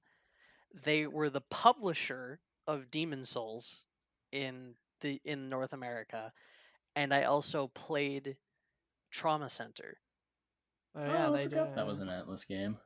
because Trauma Center was, well, it's hard like any Atlas game. um but it has it has a great story, but we're not here to talk about Trauma Center. I need to play Persona game, and if you guys are both giving Persona 5 like glowing reviews, then I guess that's what I'm going to be playing first. It's a good one, and it's You should also on the 100% system you play have. Like, Royal. Yeah. If you yeah, are gonna play play it Royal though, for play sure. Royal. That's the way to play it. Like 4 Okay. is sequestered to the Steam now. Before that, 4 Golden was on the Vita, so that would have been a pain and a half to get. For If you didn't Golden already is. have one. I still feel like they're gonna port it to PS4 at some point. Anyway. There's also P3 FES or whatever. Oh, you gotta wait for 3 to get a remake or something. It's too. I feel like that The game's problem with too far 3, gone. and Ethan and I constantly talk about this because neither of us have played it yet, is Yeah. that it's like you kind of got to give up something. Like, one of them is a more complete story, There's no but the complete other one gives edition. you like party control. You've got the original. You've got the original version. Then you've got FES that has the extra DLC called the Answer, and then you have Portable, which takes out a load of the cutscenes and the story, doesn't have the answer, but gives you party controls. So it's, do you want to play the game with fun, as in having your control of your party, or do you want to play the story and watch your teammates just screw around the entire game because you can't do anything? And it's why you've got. That's why we're still hoping one day for that inevitable Persona 3 remake that we hope will one day They're happen. remaking SMT Nocturne, so yeah, but that's they a took quote down- unquote that's a quote unquote remake. Like, I feel like that's a they took remaster. Dante out, Yeah. and then It's a people got remaster mad and they plus. put Dante back in. It's like a re-release remaster kind of deal, whereas 3 would need like a full grounds up kind of thing. We've had this discussion many a times, and you should go and check those episodes out if you haven't already, about how they should remake P3 and whether if they should go to this new style of Persona, which is like the set focus dungeon, which I think would be really interesting. And if you had Tartarus instead of it be 100 random floors, for it to be this massively structured like Zelda-like dungeon, this huge fucking beast that you get access to as you go. That'd be a really interesting idea. That would be interesting. We'll Probably see. be a lot of exclusive like personas in there too. Yeah, but no, you should definitely play Royal if you haven't, because it's pretty great. It is pretty great. It might be. This is coming from someone that aversion hates to playing it- JRPGs as well. This is someone Yeah, that right. hates JRPGs. And I like JRPGs, but I think the reason I might be like have some kind of aversion to playing Persona is because I've had so many people tell me I have to play it, and my brain is like, no, be a rebel, don't play it. That's how I was with it, and I was like, oh yeah, it's actually as good as they make it out. But then there's some games where it's like Undertale. Everyone was telling me you need to play Undertale. I'm like, fine, I'll fucking finally play Undertale. And I was like, you're right, the soundtrack's great. Don't know why you love the game so much, but the soundtrack's pretty great. The game is, yeah, the reason I don't like Undertale as a game, I like Undertale as a story. Yeah, I mean, even as a story, I'm like, it's fine. The only bits that really move me is like when you're going into light spoilers, when you're learning the history of the king, like you're learning the history of like the king, and the song Undertale starts playing in the background, and it's all in black and white, and it's all melancholy. That bit, those moments like that really get to me. But then the story in general is just kind of like hit and miss for me. There's that, and then there's the true pacifist ending where you fight Azrael, Yeah. Yeah. which is also I did that. I did that. I did too. It's fun. And I did true after pacifist. I did neutral and pacifist. I haven't done genocide because fuck that I don't video want to game. genocide sounds like it's the most unfun thing to do in the world. Yeah, and the Yeah. game wants it to be on fun because that's the whole point behind it. And it's just one of those things where it's like I I'm not get it, torturing myself to torture but it myself. but it It's like also I see your point, but I don't yeah want to. But yeah, There's a it lot of work to it go does to get apparently to give this. you two of the best bosses in the game, which is Right. Undyne the Undying and Sans, Yeah. and I but mean, I don't want Sans' to boss fight them. fight looks like a lot of fun, and if I were to ever just happen upon a file a that save dropped me file. there, Yeah, I would try it forever, but I wouldn't ever go through the efforts of doing the genocide route to get there myself. Deltarune is, in my opinion, like gameplay wise, better I haven't because you even have three played it. quick. I guess you could count that. I haven't played Deltarune Chapter One. It's one of those things where Hmm. I've been waiting. I'm just like, I'm of the opinion where I'm just like, I'll play Deltarune when Deltarune's done and ready. Well, chapter That's one is fair. its own like self-contained I story. know it is, but it's one of those things where it's like, I'm just gonna. I It I'm really perfectly seems like fine it's its own waiting. little Yeah, thing with a little lead into what's to come. it's got like a sequel hook at the end of it. Also, Yeah. the character development of Susie is like some of the best character development I've seen in a video game for a while because she goes like literally when she's in your party until like the last third of the game, you can't control her that's because pretty she No, cool. that's really refuses to listen interesting. to you. So No. what you have to do is if you want to do a pacifist run, you have to warn the enemies that she's going to attack them because that's all she will do. That No. is a nice little puzzle element to it. I like that. So yeah, I guess that Also, counts. My Oh, go all on, right. sorry. Because my main problem is when you ask this question of games you haven't played that you miss that you want to play, I literally can't think of any because the games at this point that are in my backlog is stuff that I've been putting off because I just don't want to play. I mean, right. Yeah, that's fair enough. I guess you can count the one that I haven't. I guess you can count Witcher 3. I haven't played Ah, it. I've been meaning to play it. I was very close to playing The Witcher 3, and then the day that I was like, maybe today I will finally start The Witcher 3, CD Projekt Red went, oh, we're making a next gen Cyberpunk. version of Witcher 3, Oh, and it's free for everyone that already owns a copy. And I'm like, win-win for me. I'll see you well, I next guess I'm not year. playing this one. Bye. And then like waved it away. Because like Tips yeah. literally, hat where is leaves. it? I've had the Game of Wh- the Year version with all the DLC for like 3 years and never played it. And I bought this for like $12. So I've had it for years for $12. And the fact that now I can just play the full thing with all the DLC for free on PS5 when it comes out, I'm like, yeah, I'll wait. Is it still in the plastic you got it in? No, I did open it because I installed it on my hard drive, but Okay. I do still have games that are. Yeah, I haven't played The Witcher either, and it's funny because I like RPGs and I like the crazy fantasy stuff, but I've never really felt like it. Closest thing I've gotten to playing Witcher 3 or Witcher in general is there's a Witcher uh side quest in Monster Hunter World where you play as Geralt Oh, that's That's kind of cool. cool. and you fight a monster called a Leshen, which is basically take it's kind of like a Wendigo except it's like a forest spirit.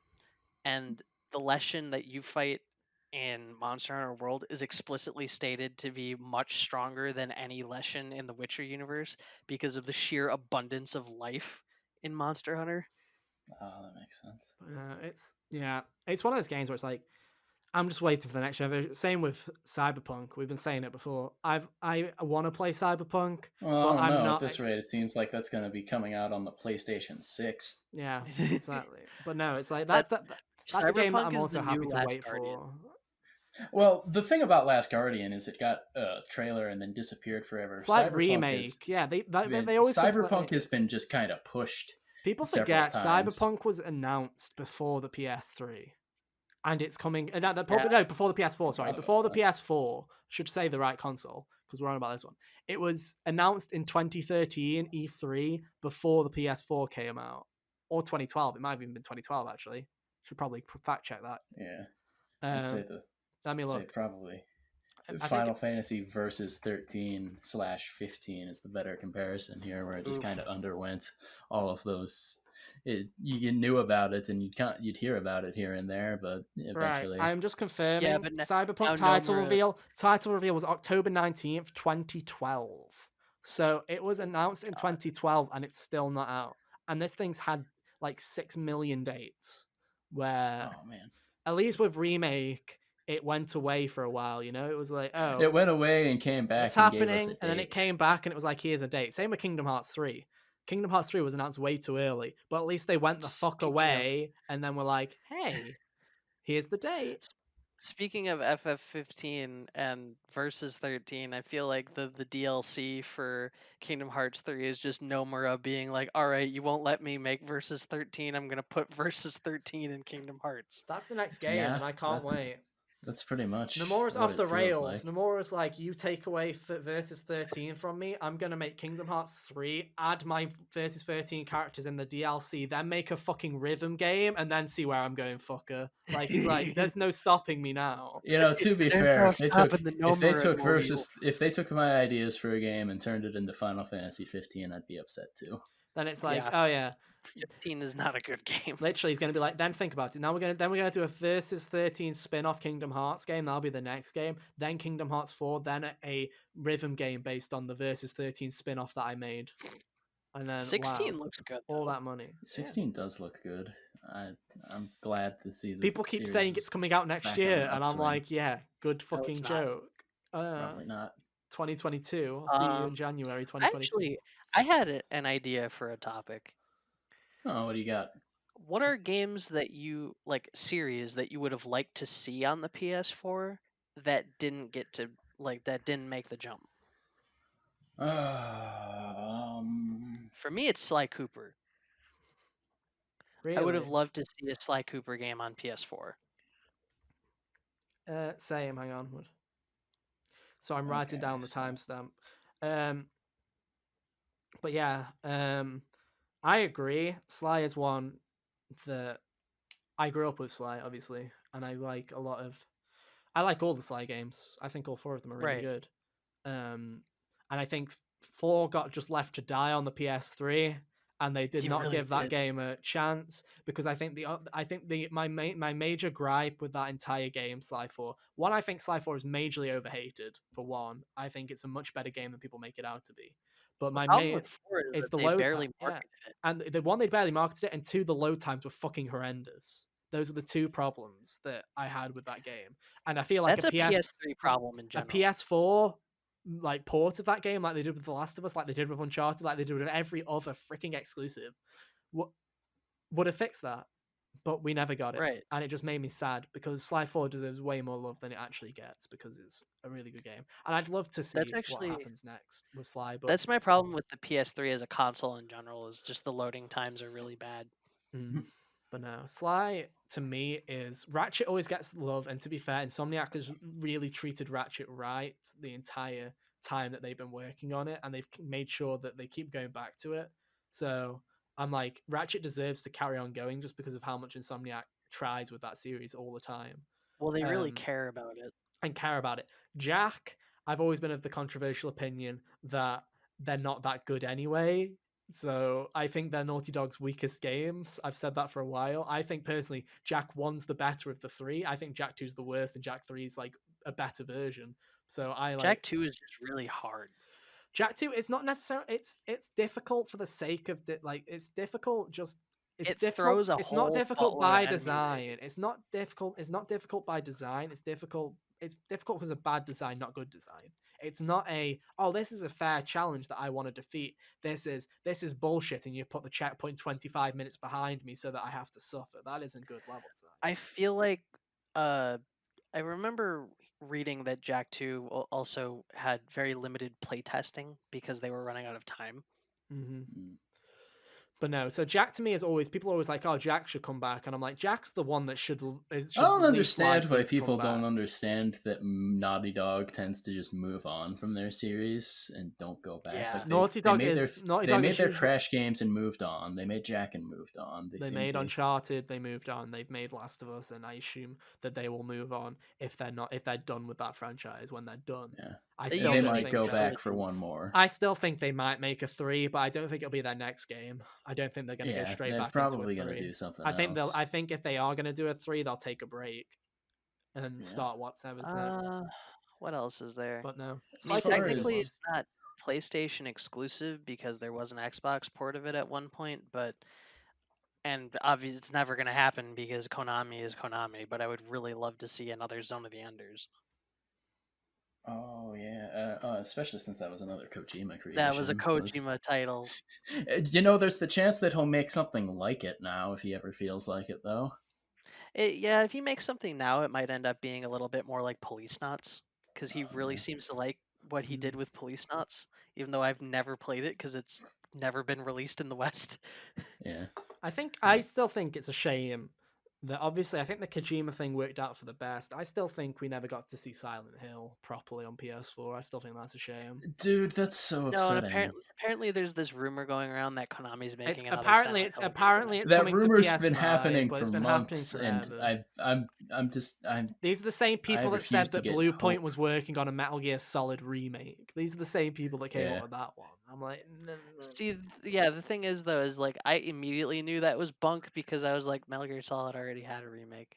Yeah, but they do Well, it again. It never stops. Twin them. Snakes was a long time ago anyway, though, so they Yeah. could do it And again. it was also and- GameCube exclusive, which Yeah. kind of hurts it. I also don't. I don't think when we say remake, I don't think. I think that when they said remake, they mean like a Resident Evil 2 like a full ground up. remake. What would Metal Yeah, Gear overhaul. look like if it was a 2020 game? Is that kind of Unpopular thing. opinion: the RE2 and RE3 remakes are not that good.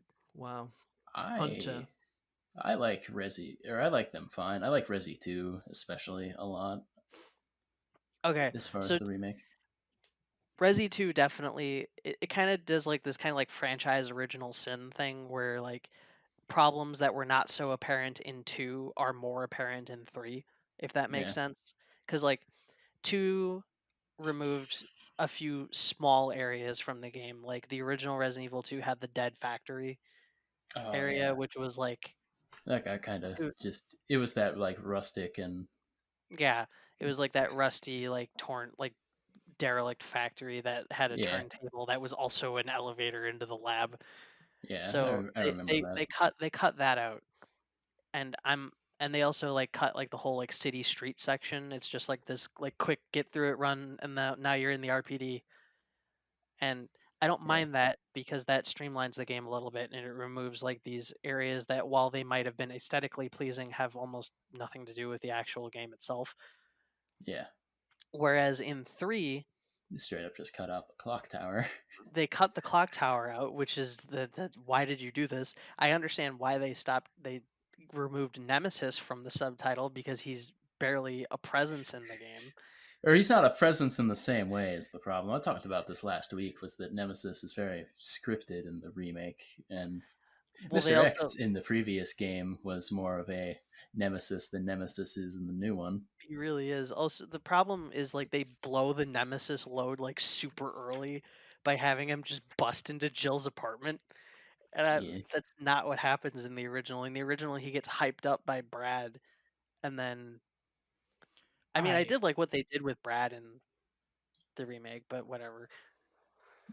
Have you thought of one under a franchise that didn't show as up far as that you'd that- like to show up again? Okay, so I had a better one, and it escaped me. But one that well, this was an Xbox exclusive that made me sad that it wasn't a PlayStation game, was Sunset Overdrive. I was like, oh, I would have liked to play that. And now that, Insomniac made Spider-Man, which is another Insomniac made sandbox game, Yeah. I don't really feel like I need to play Sunset Overdrive anymore. Mm-hmm. And as far as other games, shoot, what was I thinking of earlier? I've got one that missed it. If you want, that missed this Yeah, console go for it. generation that should Let have. him think.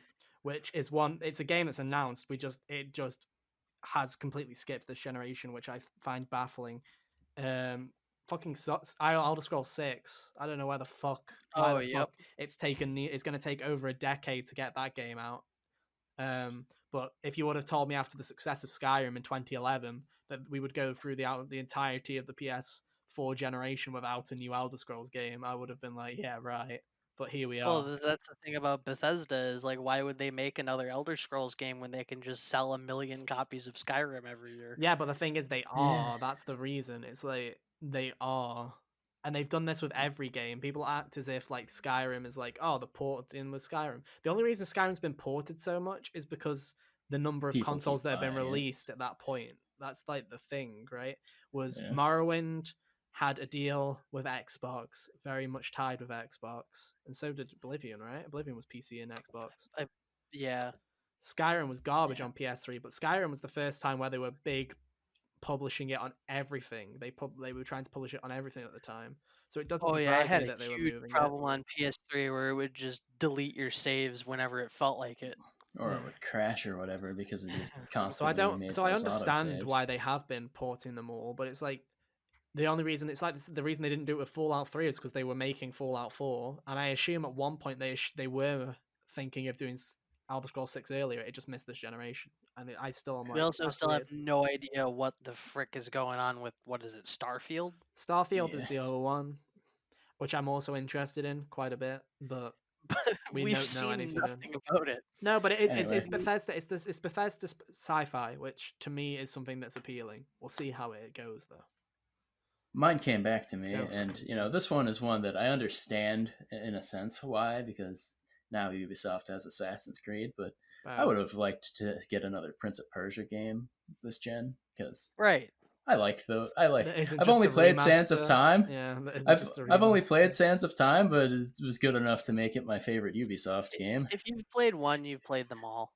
Ah, cool. But you can play it again on PS. That technically is coming, but it's just a remaster of Well, PS4. yeah, it would have been cool to get like a new game though. No, I That's agree. what I'm saying. I agree what you mean. Yeah. Though. I agree. And You know what's weird is that the Prince of Persia games always reminded me of this like obscure like PS2 puzzle platformer called Sphinx and the Mummy's Curse.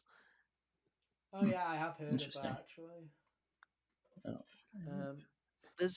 Oh. You know what would have been fun to see is a new Ty the Tasmanian Tiger game. That would have been interesting. I miss those like 3D collectathon type games. I guess that's why I was so into Spyro coming back, because it was literally just like I love seeing that number tick up until I hit everything, and it's just like, yes, it is complete. man. And I can't wait for it to come back again when they release another Spyro game, probably next year. Do you think they're gonna do that because the Crash 4 came out? Yeah, So they're gonna More make than another likely. Spyro? Whatever they It did with seems Crash, like they did they've- with Spyro. So yeah, 100%. Yeah. It's funny too because it's two completely different companies that made those two remakes, and then now they're doing Under like the same crossovers. banner. Under the same banner, yeah. It's still Activision. The way I like to see it is, even though Toys for Bob and Vicarious worked on Insane Trilogy and Bob worked on 4, it doesn't mean anything because Vicarious still worked on 4 and Bob still worked on NST. It's because they're just co-studios that one project leads. It's like Call of Duty, where even though, say this year, Treyarch's leading the development on that game, Infinity Ward and Raven and Sledgehammer are all also working on that game. It's just one takes priority lead so that they know who they're calling. It's like each game is just allocated to whichever team's next.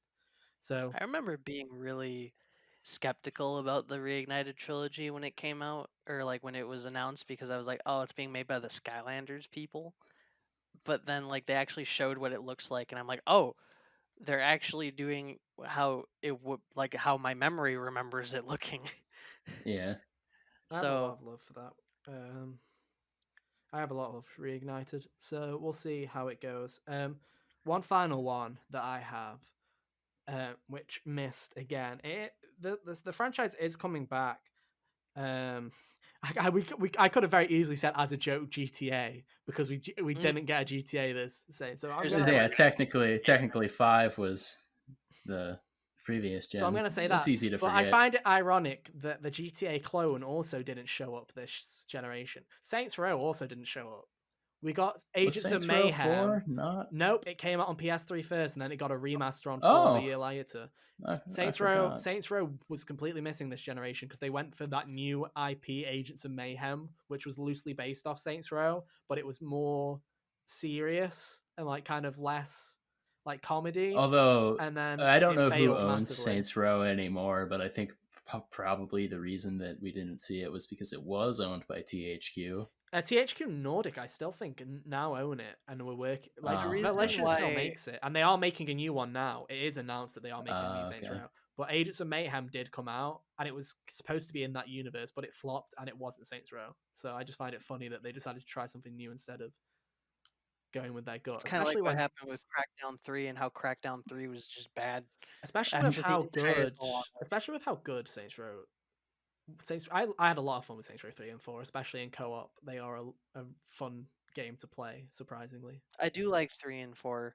The only thing I didn't like about 4 was that it's basically the same map as 3. Yeah, I agree, but at the same It felt time, like it was it felt like it should have been more like an expansion. yeah, and it was originally that was what it was. It was the Saints Row 3 DLC that they just expanded too much, and they're like, we're just gonna make this its own thing, which is what it originally Fair was. enough. I liked having superpowers. But yeah, there we go. We have run quite a bit, so I feel like that's a good place Yeah, to wrap I, it Yeah, up. that's a I good don't got a spot. lot left anyway Yeah. here, So so let's that's fine. let's wrap it up here. Hunter, where can people find you? We'll end it there. YouTube.com/ReaperHunter23. Cool. And Nate, where can people find you? YouTube.com/DreadnoughtDT. There you go. And you can find me, as always, at Chaotic Ether on both Twitter and Twitch. Thank you ever so much for listening to this extra long episode of HGO. Not quite as long as the Persona 5 episode, but No, but I'm also dead inside and about to pass out, so I don't think we could get close, to be honest. well, yeah. Good thing we recorded this one early. Yeah, probably. Or else I would have had a nightmare Well- in the rendering, but no. We'll be Well, back. if you guys ever want me on again, I'd be happy to show up. I'm sure we will. I'm sure we will. Yeah. I'm sure there will be an occasion for it. I'm sure there No will. More Heroes or something like that. Kyle and I are definitely going to play that when it comes out. Yeah, I know definitely. you like those.